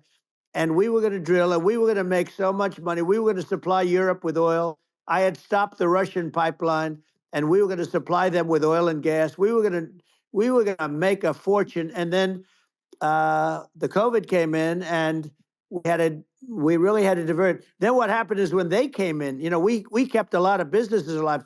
If I didn't do what we did, we would have had a 1929 type depression. But the problem is when Biden came in, he got trillions of dollars and just started spending it stupidly. You didn't need it anymore. You know, we got over that bad period where everybody was dying and feeling, you know, it was just not a good period. Interestingly, you know, during his administration, many more people died during his administration of COVID than during my administration, and we really got the brunt of it. But people don't realize more people died during his administration than ours. But it diverted us from doing what I wanted to do. But we had the greatest for, you know, almost 3 years. We had the great, and you know that probably better than anybody. So many of your friends said to me, the best years we've ever had in business were during the Trump years, and also said that African American, Hispanic American were so incredible. They were having the best. Asian American women, men, young people without a diploma, young people that graduated from the best colleges, from MIT, from the Wharton School, from all of the great colleges, Harvard. They were doing better, and people without a diploma were doing better, and everybody was happy. And then COVID came, and we had the problem is they spent trillions and trillions of dollars. They wasted. They shouldn't have taken any money, and we wouldn't be having inflation right now, which is killing our country. Yeah, absolutely. I mean, I should probably say something about, like, you know, maybe my views on, you know, climate change and oil and gas, because I mean, I think I'm probably different from what most people would assume, because my views are actually pretty, I think, moderate in this regard, which is that I don't think we should vilify the oil and gas industry and the people that have worked very hard in those industries to provide the necessary energy to support the economy. And if we were to stop using oil and gas right now, we would all be starving and the economy would collapse. So it's, you know, I don't think it's right to sort of vilify the oil and gas industry. And I, you know, the world has a certain demand for oil and gas, and it's probably better if the United States provides that than some other countries. And it would help with prosperity in the U.S. And at the same time, obviously, my view is like we do over time want to move to a sustainable energy economy, because eventually you do run out of. I mean, you run out of oil and gas. It's not there for. It's not infinite. And there is some risk. I think the risk is not as high as a lot of people say it is with respect to global warming. But I think if you just keep increasing the parts per million in the atmosphere long enough, eventually it actually simply gets uncomfortable to breathe. People don't realize this. If you go past 1,000 parts per million of CO2, you start getting headaches and nausea. And so we're now in the sort of 400 range. We're adding, I think, about roughly 2 parts per million per year. So I mean, it still gives us. So what it means is like we still have quite a bit of time, but so there's not like we don't need to rush, and we don't need to stop farmers from farming, or you know prevent people from having steaks or Right. basic stuff like Right. that. Like you can leave the farmers alone. I agree. in How my opinion. crazy is that? Where I mean, you have farmers that are not allowed to farm anymore and have to get rid of their cattle, and the whole world is yeah, a that's little silly. crazy. But it's largely taken its lead from us. I do say though, I've heard in terms of the fossil fuel, because even to create your electric car and create the electricity needed for the electric car, fossil fuel is what really creates that at the generating plants. And, so you sort of can't get away from it at this moment. I mean, someday you might be able to, but I do hear we have anywhere from 100 to 500 years left. Much of it hasn't even been found yet. Yeah. But there are tremendous, like Anwar. I got Anwar in Alaska approved. Ronald Reagan couldn't do it. Nobody could do it. Everybody tried. Nobody could do it. I got it approved. The first thing that Biden did was unimprove it, to get rid of it. He ended Yeah. it. His secretary went in and she ended it. And what a disgrace. That's Anwar. That's bigger, or they think it could be bigger than Saudi Arabia in Alaska. Could be bigger than Saudi Arabia. But they went in and they terminated it. And I'll get it going very quickly, because not only is it big for Alaska, I mean, you talk about economic development, that for the United States, I mean, that is, they say bigger than Saudi Arabia or the same size, and pure, really good stuff. And, they end it. So I think we have, perhaps hundreds of years left. Nobody really knows. But during that I mean, time, my something will estimate. come around that will be Yeah. very good. Yeah. Yeah. Well, I mean, my estimate would be, a little more aggressive than that, but it's not the sort of like we're all going to die in 5 years stuff. That's obviously BS. But I mean, my view is like if you just look at sort of the parts per million that increments every year, you get sort of 2 or 3 parts per million every year of CO2. I mean, I think some of that it's problematic if it accelerates, if you start going from 2 or 3 Right. to say 5, and then there may be some situations where you get just a step change increase in the CO2, and I think we don't want to get too close to 1,000 ppm, because like that's actually makes it uncomfortable to breathe. Like just existing in 1,000 ppm CO2 is uncomfortable. That's like that's considered like an industrial hazard. Right. Just so it's that's actually, you start getting headaches and stuff. So it's even without global warming, it's not comfortable to live. So you don't want to get too close to that. But I mean, I think we've got. I think we want to just move over, and like, and if I don't know, 50 to 100 years from now, we're I don't know, mostly sustainable. I think that'll probably be okay. So it's not like the house is on fire immediately, but I think it is something we need to move towards. And on on balance, it's probably better to move there faster than slower. But like I said, without vilifying the oil and gas industry, and without causing hardship in the short term, I think this can be done. Without people can still have a stake, and they can still drive gasoline cars, and this it's okay. It's like it's not. I don't think we should vilify people for it, but I think we should just just generally lean in the direction of sustainability. I actually think solar is going to be a majority of Earth's energy generation in the future, and it's certainly trending that way. And so you get the solar power, combine that with batteries, so because obviously the sun doesn't shine at night, and then you use that to charge the electric cars, and you have a long-term sustainable solution. And that's what Tesla is trying to move things towards, and I think we've made a lot of progress in that regard. But when you look at our cars, we don't believe that environmentalism, that caring about the environment should mean that you have to suffer. So we make sure that our cars are beautiful, that they drive well, that they're fast, they're sexy. I mean, they're cool. In fact, literally, I mean, the sexy joke, Model S, Model 3, Model X, and Y spells out sexy. It's probably the most expensive joke out there.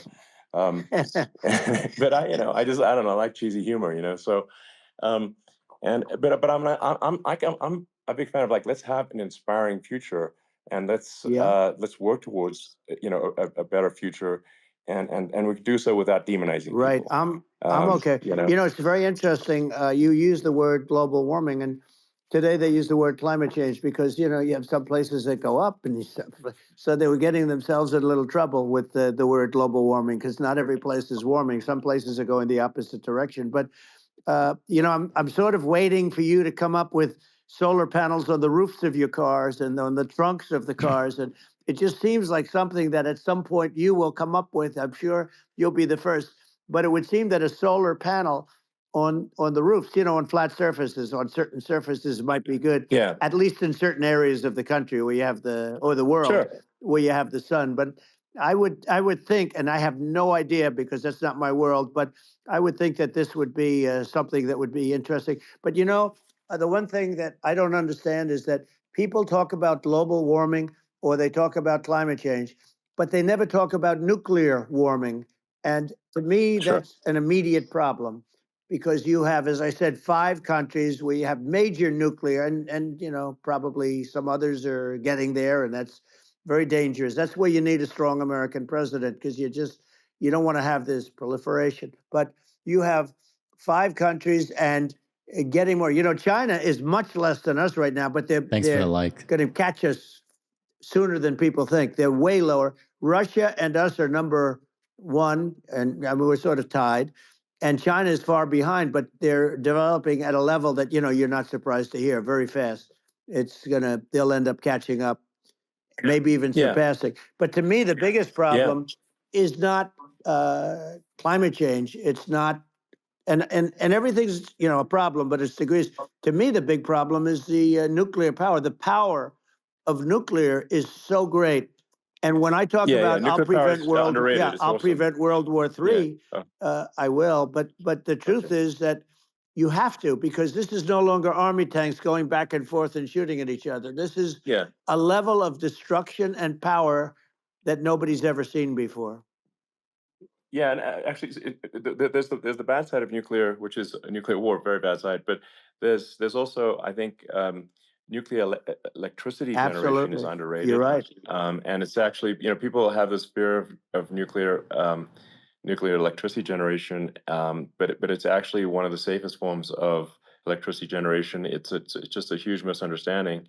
And if you look at the injuries and deaths, caused by, say, I mean, I'm not going to try to pick on coal mining, but just any kind of mining operation. And there's a certain number of injuries and deaths per year. And you compare that to nuclear. Nuclear is actually way better. So it's underrated as an electricity source, and I think it's something that's worth reconsidering. But there's so much regulation that people can't get it done. So that maybe they'll have to change the name. The name is it's a rough name. There are some areas like when you see what happened in bad branding. Right, we'll have to rebrand it. We'll have to give it a good name. We'll name it after you or something. No, it has a branding problem. When you see what happened, it does have a branding problem. When you see what happened in Japan, where they say you won't be able to go on the land for about 3,000 years. Did you ever see that? And in Russia, where they had the problem, where they there's a lot of bad things happened, and they have a problem. And they say that in 2,000 years, people will start to occupy the land again. You realize it's pretty bad. No, that's not true. But you're right about it. It's amazing. It's actually not that bad. So like after Fukushima happened in Japan, like people were asking me in California, are we worried about like a nuclear cloud coming from Japan? I'm like, no, that's crazy. It's actually it's not even dangerous in Fukushima. I actually flew there and ate locally grown vegetables on TV to prove it. Um, and I donated a solar water treatment, a solar powered system for a water treatment plant. And Yeah, but you haven't because the been danger feeling is so just well lately, and I'm worried about it. no, but I mean I'm it's just only kidding. it's fine, it's like Hiroshima and Nagasaki were bombed, but now they're like full cities again. So Right. it's Well, that's clearly great. not That's good. something that That's um, great. so it's not as scary as people think, basically. But Yeah. um, let's see. I mean, are there some other topics we should touch on? Oh, like lawfare. I think Well, we need to be concerned about. what they've done to this country. Obviously, Yeah. yeah. Well, we just won the big I mean, case in Florida.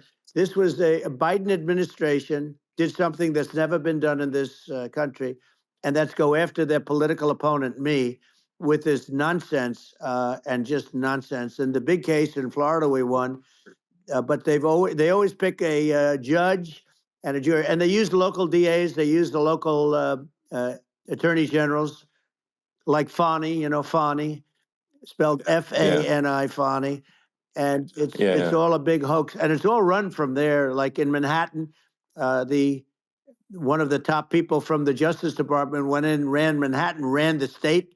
The Letitia James deal was run by a person from the Department of Justice, Biden. They've never done this before, sure, and they set up a very bad precedent. It's called lawfare, warfare. yeah, It's a terrible thing, and never happened in our country. It does happen in banana republics and third world countries, but it's never yeah, happened. And the incredible thing is it actually drove my numbers up because people see, fortunately I have a platform like you, or, in all fairness, like a conversation like this, where I can talk about it and people understand. I mean, you fight for election integrity and you end up getting indicted because you're fighting for election integrity. And when the day comes that you can't fight for election integrity, you don't have a country anymore. So what happens? What yeah, happens is they went after their political opponent, me. Now Biden's, close to vegetable stage, in my opinion. Okay, I looked at him today on the beach, and I said, why would anybody allow him? The guy could barely walk. Why would anybody allow him? Does yeah, he have a political advisor that thinks this looks good? He thinks this looks good because it looks so bad, and it's ridiculous. I mean, and he's been doing right, that right, for a long time. He can't lift the chair. The chair weighs about 3 ounces. It's meant for children and old people to lift, and he can't yeah. lift it. The whole thing is Well, crazy. he's clearly not, I mean, he's clearly like we just don't have a president right You now. don't That's have a just obviously the president, and case. she's going to be worse than him Um, because she is a San Francisco liberal who destroyed San Francisco, and then as Attorney General, she destroyed California. You talk about location, and we're talking about the sun and the water and all. There's nothing better than California. She has destroyed that. She was the original DA. She was the original in San Francisco. She was the original Attorney General in California. What she has done to California is, well, you know better than I do. You just left California for a lot of those reasons. And what she's done with crime, with cashless bail, where you kill somebody. I mean, we have states now you kill somebody and they let you out right away. I mean, you don't have to even put up, and then they never find the people unless they kill again, and then they let them out again. Our yeah, country is becoming a very dangerous place. And she is a radical left San Francisco liberal. And now she's trying to protect. Now she's looking like she wants to be more Trump than Trump, if that's possible. I don't think it's possible, but she wants to be more Trump than well, Trump. yeah, I want a wall. I I want, think that's she yeah, wants to release all the yeah, prisoners that are in detention, and some of these guys are really bad. right, That just came yeah, I out just saw today. that. She Yeah, doesn't want to build the wall, even though the walls work. Walls and wheels. In your business, everything you do is obsolete. Almost, well, not the tunnels, but everything is obsolete. Even your rocket ships, they're like a month later, they're obsolete. You find a better way to. The only thing that's not obsolete is a wall and a wheel. And the wall, I built hundreds of miles of wall, and that's why we had such good numbers. I was going to add yeah, 200 miles. We bought it. We could have flipped it up in 3 weeks, and they sold it for 5 cents on the dollar. that meant, I said, wow, that means that they actually do want to have open borders. She wants to have open borders, and now she's going like she's tough on the border.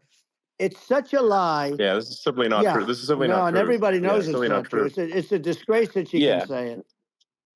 No, I mean, obviously, what's happening sort of overnight is they're rewriting history and making Kamala sound like a moderate when in fact she is far left, like far left. Worse than Bernie Um, Sanders. She is considered Yeah. more liberal by far than Bernie Sanders. She's a radical left lunatic. And if she's going to be our president, very quickly, you're not going to have a country anymore. And she'll go back to all Yeah. of the things that she believes in. She believes in defunding the police. She believes in no fracking, zero. You don't. Now all of a Yeah, sudden yeah, she's yeah. saying, no, I will. I really want to see fracking. If they got in, the day she got in, she'll end fracking. And by the way, if people didn't think that, the lunatics that really believe in that, they won't vote for her. You know, like the Palestinians and Israel. She is so anti-Israel, and she's bad for both. Biden actually did something that was impossible. Both sides hate him. You know, both sides. That was a hard Yeah. thing to do. Unification. Yeah, no. I mean, Netanyahu came to give a talk to a joint Senate and House sitting, and I was there, and Kamala stood him up. You know, what does that say? I think it's highly That's disrespectful.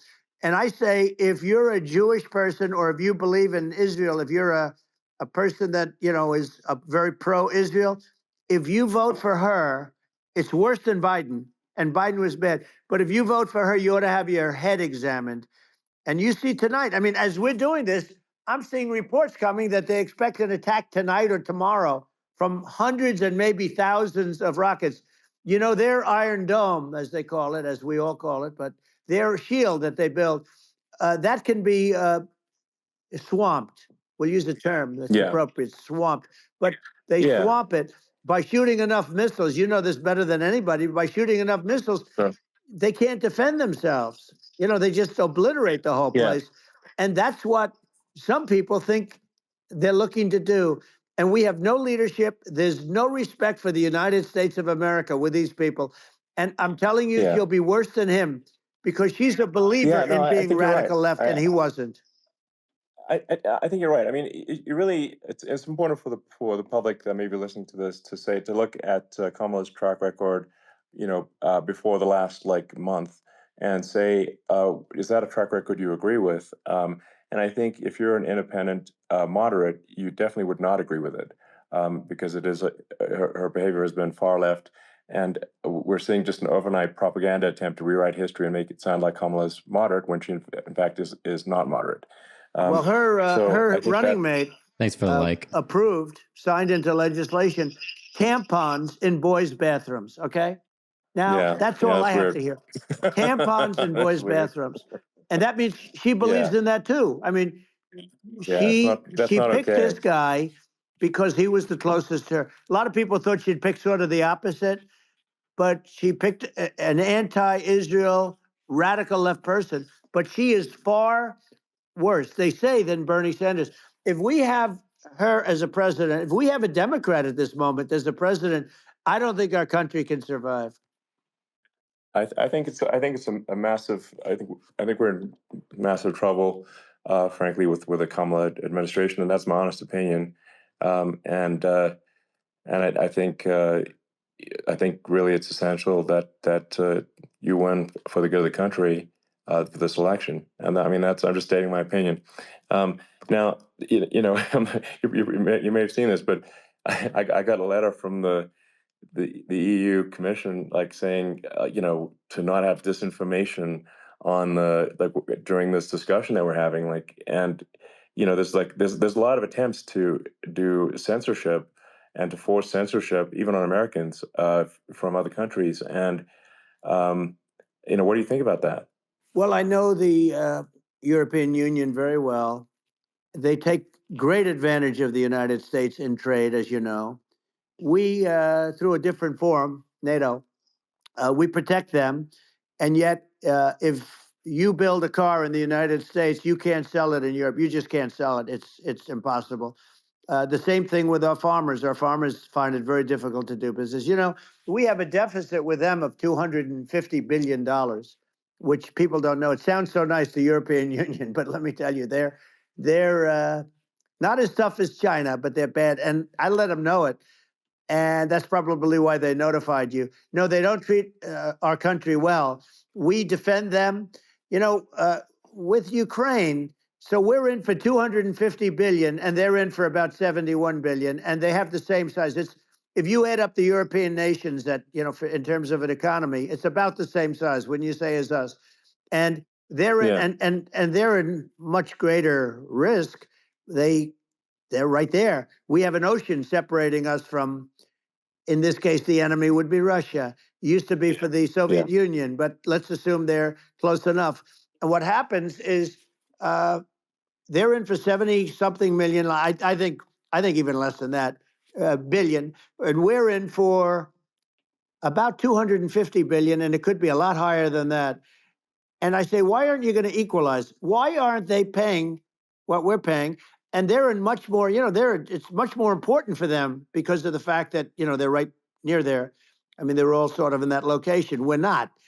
But they should, and I did it with NATO. There were only 7 countries that were paid up in NATO out of 28 at the time. And the United States was Yeah. The United States was subsidizing NATO, tremendously subsidizing NATO. And I said, I went in and I said, you got to pay up. If you don't pay up, we're not going to defend you any longer. I took a lot of heat, but you know what happened? Billions and billions of dollars came flowing in. And I think a lot of the public isn't aware of the fact that the United States pays a disproportionate share of the NATO expenses. And then we get even though, taken advantage of on trade. So think about it. Well, I mean, the point of NATO is defending Europe, and it's it's like, then okay, well, why is the United States paying disproportionately more to defend Europe than Europe? That doesn't make sense. That's unfair, and that is an appropriate thing to address. Well, when you talk about cost cutting and savings and everything else, I mean, honestly, look, there's nobody that feels worse about the Ukraine situation than I do, because I know it would have never happened. I know Zelensky. He was very honorable to me, because when they went with the Russia hoax and they said I had a phone call with him, he said it was a perfect phone call. It was a great phone call. He could have grandstanded and, said, oh, he was very threatening. He said, no, it was a very nice phone call. I called him up to congratulate him on his win, and you end up getting impeached because these people are lunatics. I was talking about the difference from the people within and the enemies on the outside. In many cases, the people from within are more dangerous for our country than the Russias and the Chinas. If you have a smart president, you're not going to have a problem with them. You're going to do things. Yeah. Now, they've taken advantage of us incredibly, but you're going to do things with the right person. Yeah, well, I think it's obvious that you're a believer and an advocate of free speech, because during your first term as president, you were attacked relentlessly every day, often very unfairly with with false attacks, and you didn't try to shut down the media. You didn't try to inhibit their freedom of speech, and I think that says a lot. Well, the good thing is that you and I have, and some people, very few, we can get the word out.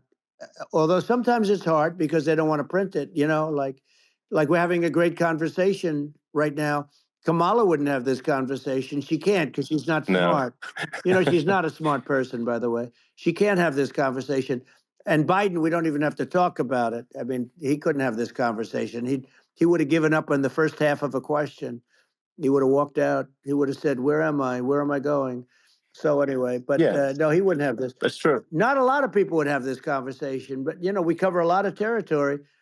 But the beauty is that we can have a conversation, and I'm able to get it out without, because I get treated unfairly. This is a really big point. You can actually have a conversation with you. Yeah, it's nice, isn't it? And you can't have a conversation with Biden or Kamala. It's like it's not possible. That's true. So this is like talking to an NPC. No. So it's just impossible. Well, but think of it. We need a man or person who's unbelievably sharp in order to stop all the nuclear danger and all the dangers that I'm talking about. And I got along with all these. I got along with Kim Jong-un. We had dinner. We had everything, and he really liked me, and I got along with him really well. By the way, he's the absolute boss over there. You know, a lot of people said, "Oh, do you think he really?" That's for Let me sure. tell you, I saw things that you don't want to know about. He is the boss, but we had a good relationship, and he doesn't like Biden. He considers him a stupid man. He said he's a stupid man. Well, at least he speaks his mind. But you know, in this country, you're not sort of allowed to say it, but I guess you are. You should be allowed to say it if Yeah. it's true. But we need smart people, and we need people that have an ability to lead. And she doesn't have that ability. Can you imagine? Now, you know Chairman Xi very well. Can you imagine her and him negotiating, or No, it's even silly. It would be standing silly. together? It is, the whole concept Yeah. is ridiculous. She is terrible. She's terrible. But she's getting a free ride. I It saw a would, picture of yeah, her yeah. on Time Magazine today. She looks like the most beautiful actress ever to live. It was a drawing, and actually, Yeah, she looked very much like our great First Lady, Melania. She looked, didn't look, yeah. she didn't look like Camilla. That's right. But of course, she's a beautiful woman, so we'll leave it at that, right? Yeah, well, maybe like I think part of what people in America people in America want to feel excited and inspired about the future. They want to feel like the It's future is true. going to be better than the past, and that America is going to do things that are greater than we've done in the past, reach Right. new heights that make you proud to be an American, and excited about the future. They want the And I American think dream this, back. They want the American dream back, more important than anything else. It's like you don't have that today because the people, they've been just sucked. They see incompetent people running our, you know, the Biden thing is very interesting. People just found him to be incompetent. And when I debated him, I was like, is this for real? It was yeah, it was just absurd. But I think there are like some grand projects that we could do. I mean, I think like we could build a base on the moon. We could send American astronauts to Mars. We right. could build high speed Yep. connections that are more advanced than anything else in the world between our cities, so people have fast transport. Um, it's possible to solve traffic with tunnels. That's right. We already made great progress in Vegas doing that, and and just do things that are exciting and inspiring and make the future feel like it's better than the past. Well, I saw what you Like, did in Vegas, and I'll tell you, it was amazing. I got to see. I took a big glimpse at it, and it's incredible. It's incredible, and you could do that all over. You could do that all over. It's deep. yeah, You and don't even need much structure. Assuming you're in the right areas. no, it's It's straightforward. amazing. So and like I think we could do some things that like China's got incredible high speed rail between its cities, but I think it's actually possible with tunnels if with deregulation with an ability to actually where it's like legal to actually do the tunnels. Then you could have high speed tunnels that are actually better than anything else in the world for high speed transport between cities, and that would be something that Americans can say, "Wow, okay, we've got something that's cooler than anyone else in the Yeah. world." That's the kind of thing that makes you proud to be an And American. much safer than surface trains where there is a danger there, with people, with crazy Yeah, people. It's much safer, much better. And, it's sad because I've seen some of the greatest trains. I find it fascinating. And I've seen the systems and how they work, and the bullet trains, they call them, I guess. And they, yeah, they go unbelievably fast, unbelievably comfortable with no problems. And we don't have anything like that in this country, not even close. And yeah. it doesn't make sense that we don't. Doesn't make sense. Yeah, and I think also like there's I'm kind of hopping on the excess regulation, but I think something that like I think people can generally understand is that what happens with laws and regulations is that there's more and more of them every year, and unless there's a process to clean them up, eventually everything becomes You're right. illegal, and that actually it slows down the development of new technologies. I mean, if you take sort of like I think there's room for some reform at the FDA Yeah. for Yeah. improving the speed with which we approve drugs that could help save lives and improve people's Yeah. lives. And I worked very hard and on that. you know We got that down yeah, to the lowest number ever, and we got therapeutics approved in the FDA that people can't even believe the speed. But I took them on. I don't think they like me too much, but I got things approved and the FDA at numbers that they wouldn't believe. And it's a very bureaucratic group. Actually, it's a fine group of people in many cases. I got to know a lot of them, but I was pushing them really hard for Regeneron, for so many different things that were really pretty amazing. But the FDA takes too long. It's 12 years to get a product approved. I got it down to 4, and I got some things done very quickly. But it's really something that is going to have to be worked on because it takes too long. Just takes too long. Yeah, it just takes too long, and it's you end up in the same with the approval, but it's just it takes years instead of something that I think could potentially take months, and that improves people's lives. I think I just wanted to sort of hop on this point that like there has to be an active process for reducing rules and regulations, because otherwise they just keep building up every year, and you get like hardening of the arteries, and eventually everything's illegal or takes forever, and then we just ossify as a society. We can't make any progress, and it's a really big deal. Well, Elon, just getting back to the FDA for 1 second, I got something done called Right to Try. This is where you can go in, and if you're terminally ill, you can use a space age, medicine or whatever it may be. We have the best doctors, the best labs in the world. We really do. But people would go to other countries because you couldn't use the product, even if they thought it worked, because it's going through the FDA. I got it approved where you can, you basically, look, nobody wanted, the doctors didn't want it because of the liability. The country didn't want it, our country, because they didn't want to get sued. These are people terminally ill. The insurance companies didn't want it, and the pharmaceutical companies, nobody wanted it. I got everybody into a room, and we came up with an agreement that you won't get sued.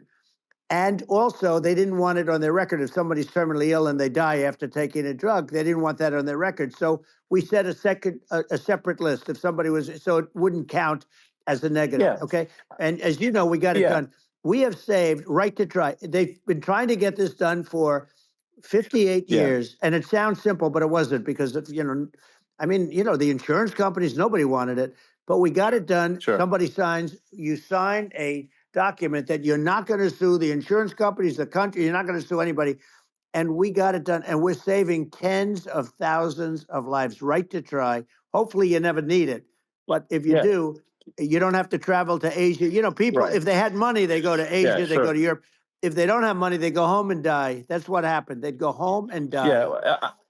Well, I mean, and actually, to give Europe some props here, it's like if a drug is approved in Europe, which has a crazy amount of regulations, it should obviously be approved in the U.S. I mean, they get more regulations than we do. So why would a drug be approved in Europe and not in the U.S.? That's crazy. Well, we did it. We did something that really, they've been trying to do it for 50 years, and they just couldn't get it done, and I got it done. And it's really something. But you're right. Some people go to Europe because a drug isn't approved here, but it's approved in Europe, and it's a drug that, generally speaking, would work. It's pretty crazy. Absolutely, you're right. And I think so, as long as people are properly informed of the pros and cons, and like these are the risks, this is the risk, and like you make your own decision. That makes sense.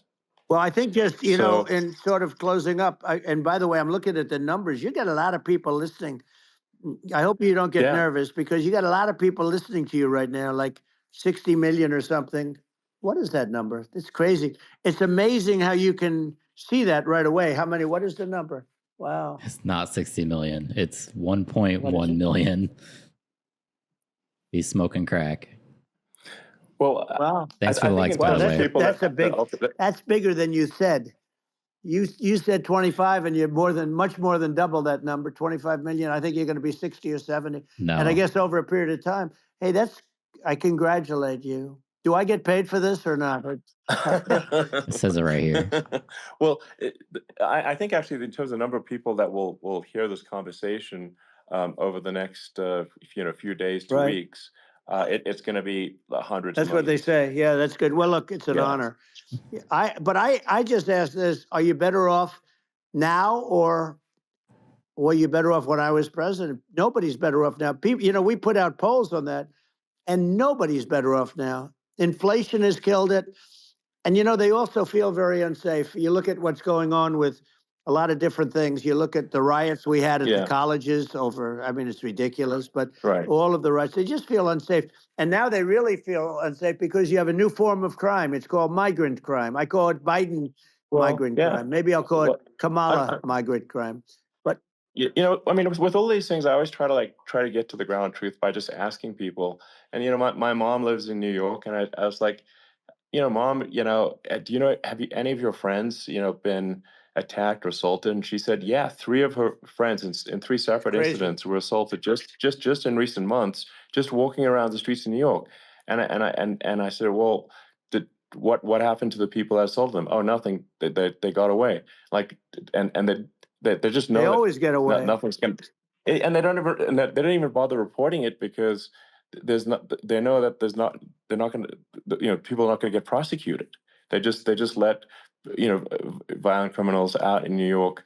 The with, only with one that gets zero bail. prosecuted is Donald Trump. They don't get, they prosecute Trump. Yeah, I mean, it's just obviously messed up. Oh, it's terrible. If violent criminals are being getting off scot-free, and meanwhile the New York spending massive resources prosecuting you, and it's like, what's this? And I think the sort of sensible public looks at this and says, what the heck's going on here? This is obviously abuse of the legal system. The legal system is supposed to be protecting the public right. from violent criminals. And it should be obviously allowing the public to make their own decision about who should be president, as opposed to, some, legal case. Once they start this precedent, because this can go on with the next one. I mean, this is a very bad precedent, what they're doing in terms of, going after their political opponent. And that's all it is. It's going after their political opponent. And then you get a judge who's, a strong Democrat. And I'm being nice when I say that, in many cases, crooked as hell. But you get a judge and you go into an area where a Republican gets 3 or 4% of the vote, and you'll have a jury pool with people that hate Republicans or hate. It could also be the other way, though, Of course. because it could start the other way in areas where they hate Democrats, Exactly. and you get into a Pandora's box. It's a very dangerous thing for this country, and a very dangerous thing even for the state. New York City is losing. New York Absolutely. City and state lose a lot of business over what they did to me, because these people say, we don't want that to happen to us. That's no justice system. You have an unfair system of justice, and it's costing New York State a tremendous amount of money. People are leaving and companies are leaving, and they won't come back.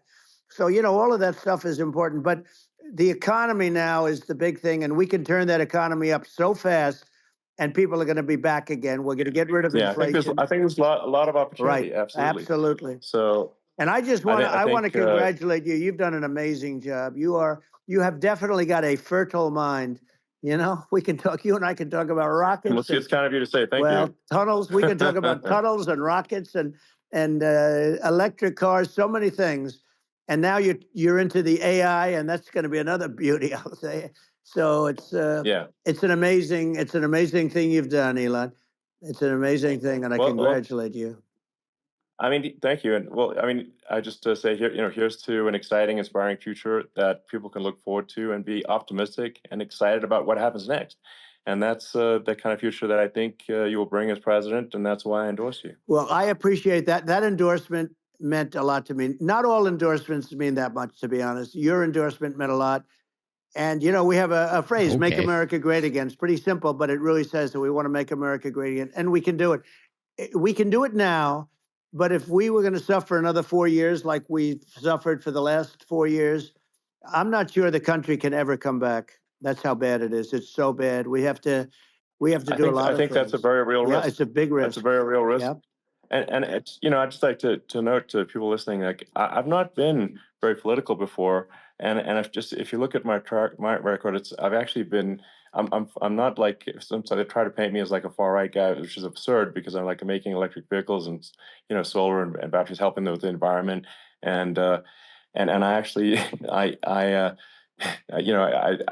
supported Obama. I stood in line for 6 hours to shake Obama's hand when he was running for president, and so it's not like I'm like some sort of dyed-in-the-wool long-term Republican. I call myself historically a moderate Democrat, but now I feel like we're really at a critical juncture for the country, and I think a lot of people thought, the Biden administration would be a moderate administration, but it's not. And obviously, we were just going to see an even further left administration with Kamala. That's my honest opinion.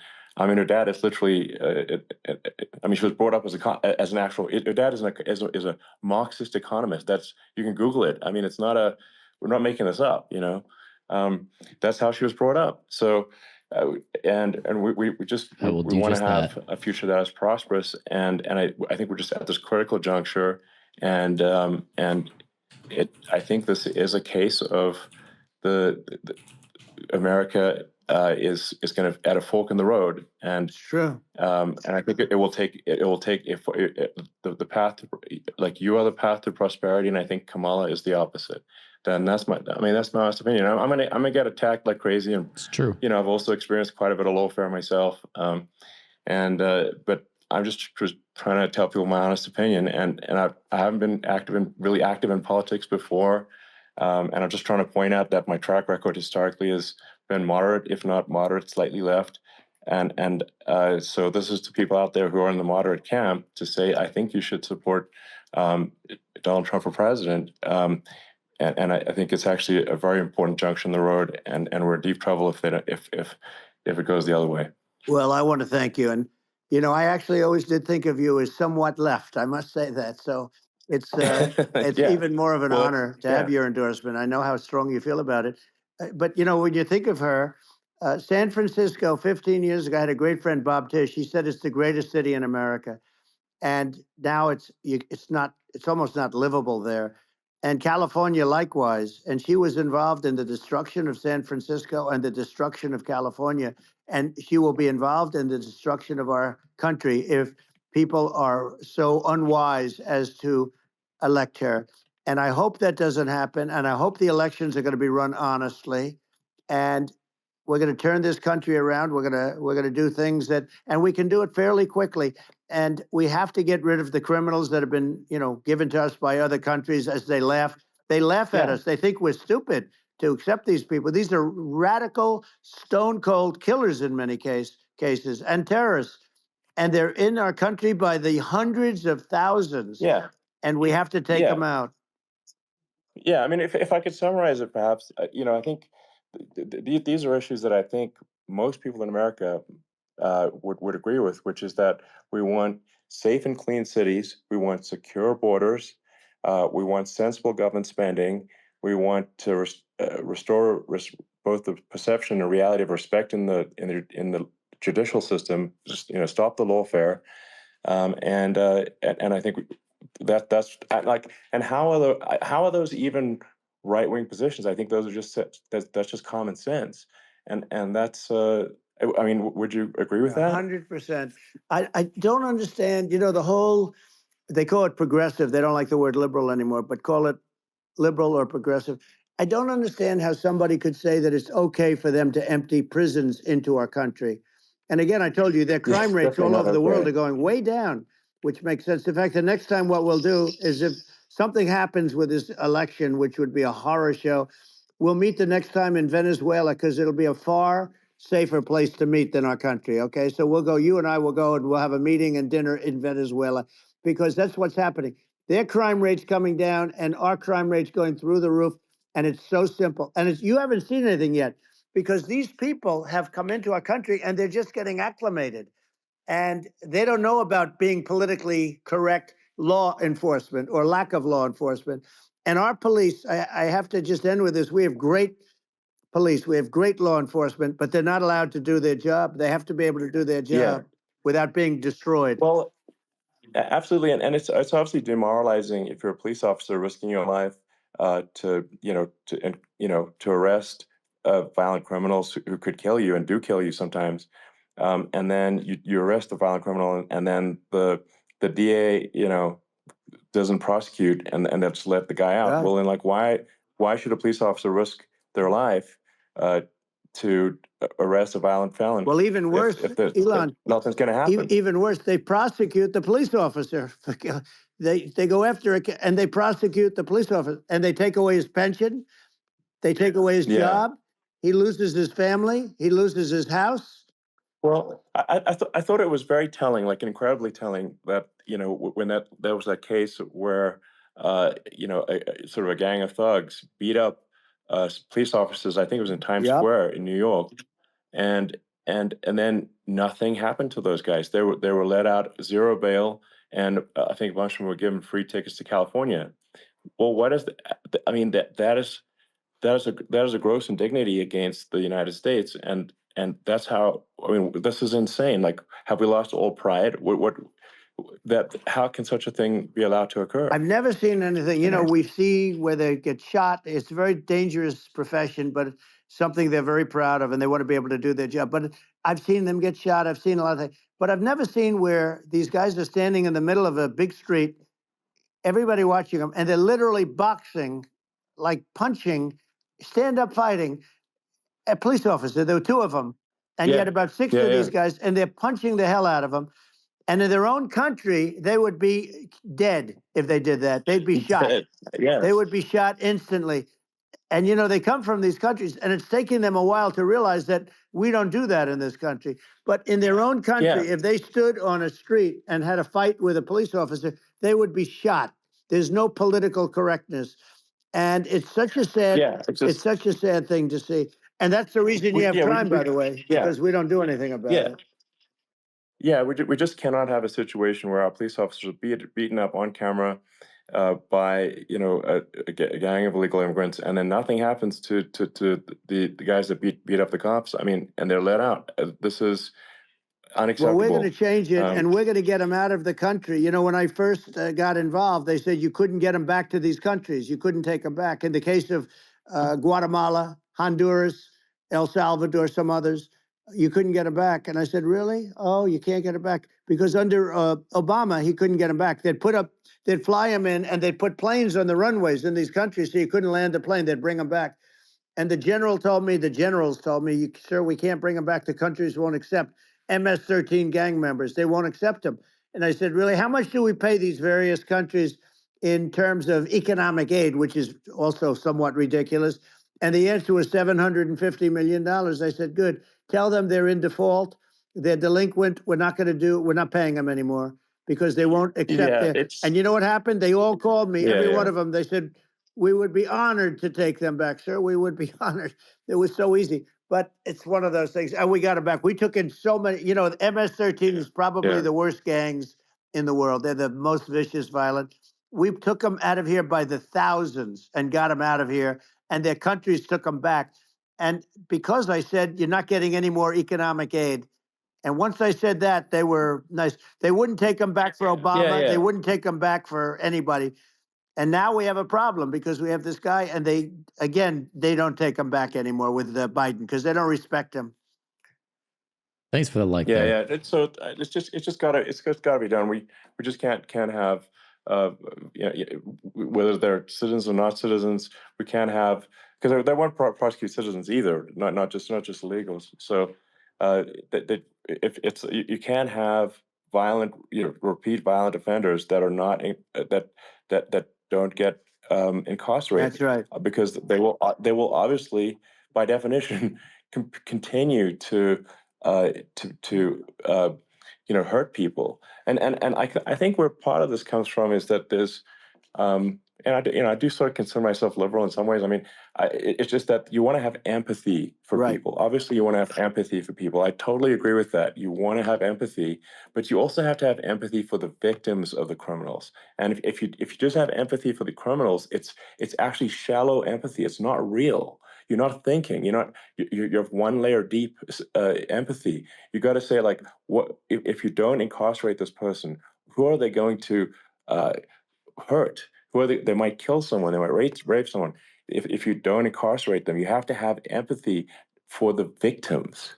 And there's a lack of empathy for the victims of the criminals, and too much empathy for the criminals. It doesn't make sense. That's why you want to have deep empathy for society as a whole, not shallow empathy for criminals. Right. And we have to give our police officers the dignity and the respect that they deserve. And we have to let them do their job.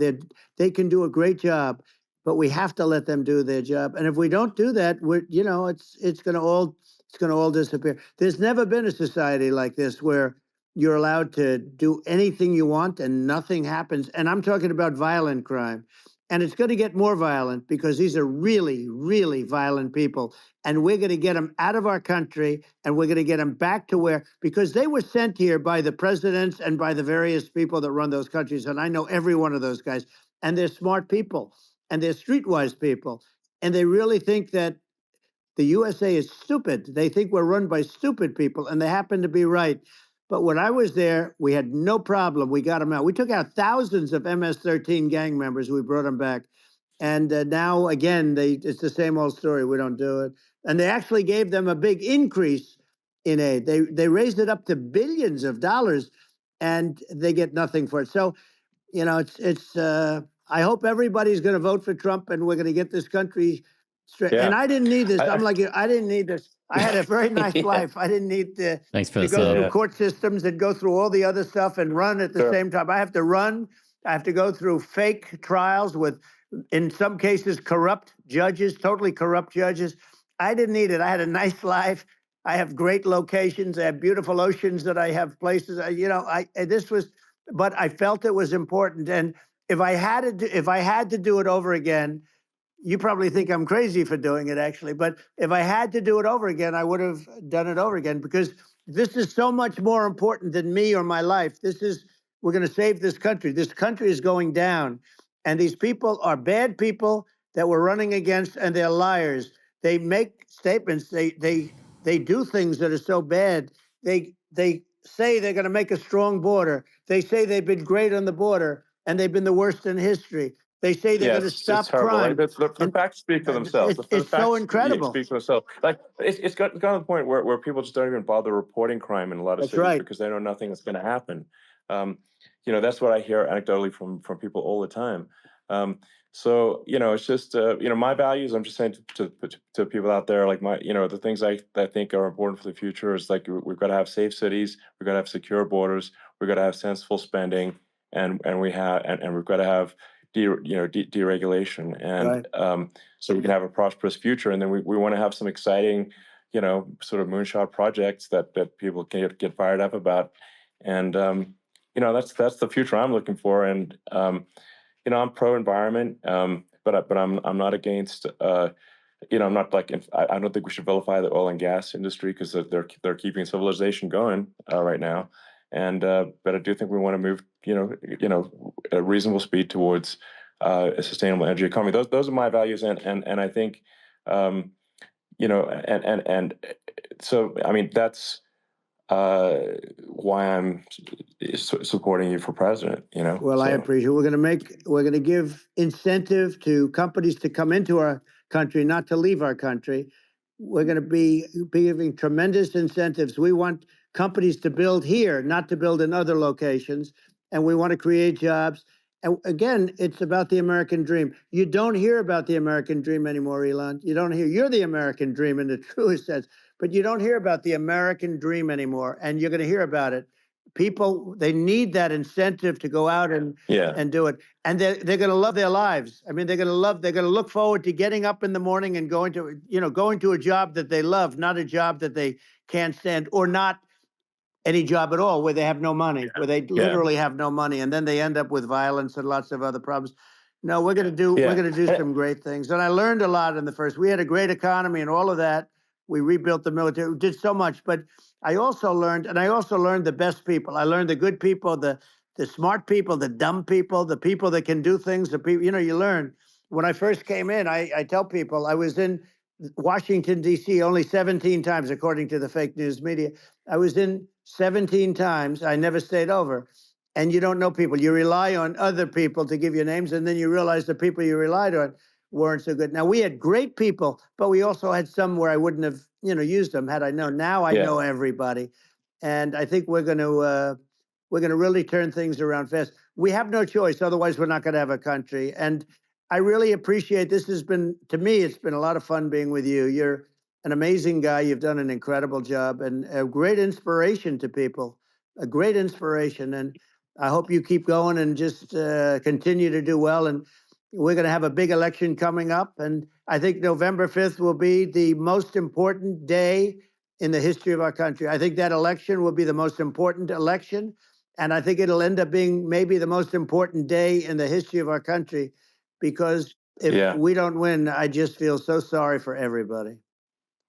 No, I think we're at a fork in the road of destiny of civilization, and I think we need to take the right path, and I think you're the right path. So I think Well, that's what it comes down to. thank you very much, Elon. It's a great honor, and we'll do it again sometime. And it's been really fun, and I hope you got a lot of viewers. I hear you got a lot, but I hope you Sure. got a Yeah. I know you got a lot of them. So I appreciate it. I'll see you soon. All right. Sounds good. Thank you. Thank you, Elon. Thank you very much. Bye. Is Elon gonna drop off? Yeah, I don't think Elon's gonna say anything. So there you go. What do you think of that, chat? What did you think? I noticed a lot of people are saying that Trump had a lisp, which he definitely did, but that wasn't really my big take of it. My big take of it was Elon trying to push Trump into conversation, and then Trump would go back to his normal rally spiel. He would just kind of go back to everything that he repeats on the campaign trail. I think Elon was more wanting to have a conversation with him, which they were having a conversation. It wasn't that bad, but he wanted to have more of a individual one-on-one connection, and I don't think he really got that. Yeah, so Trump was hinting multiple times during the interview, like, hey, we got to wrap this up. We're done. Let's go. And he kept on going. So Trump actually had to cut him off and end it. But they talked for like 2 hours, so can't really blame him. It's almost 11 p.m. where I'm at, so you definitely wouldn't see Biden speaking for 2 hours on a space at 11 p.m., you know? So I enjoyed it. But yeah, I think I'm going to sign off now, call it a night. Did a lot of streaming today, so I'm going to call it. I'll see y'all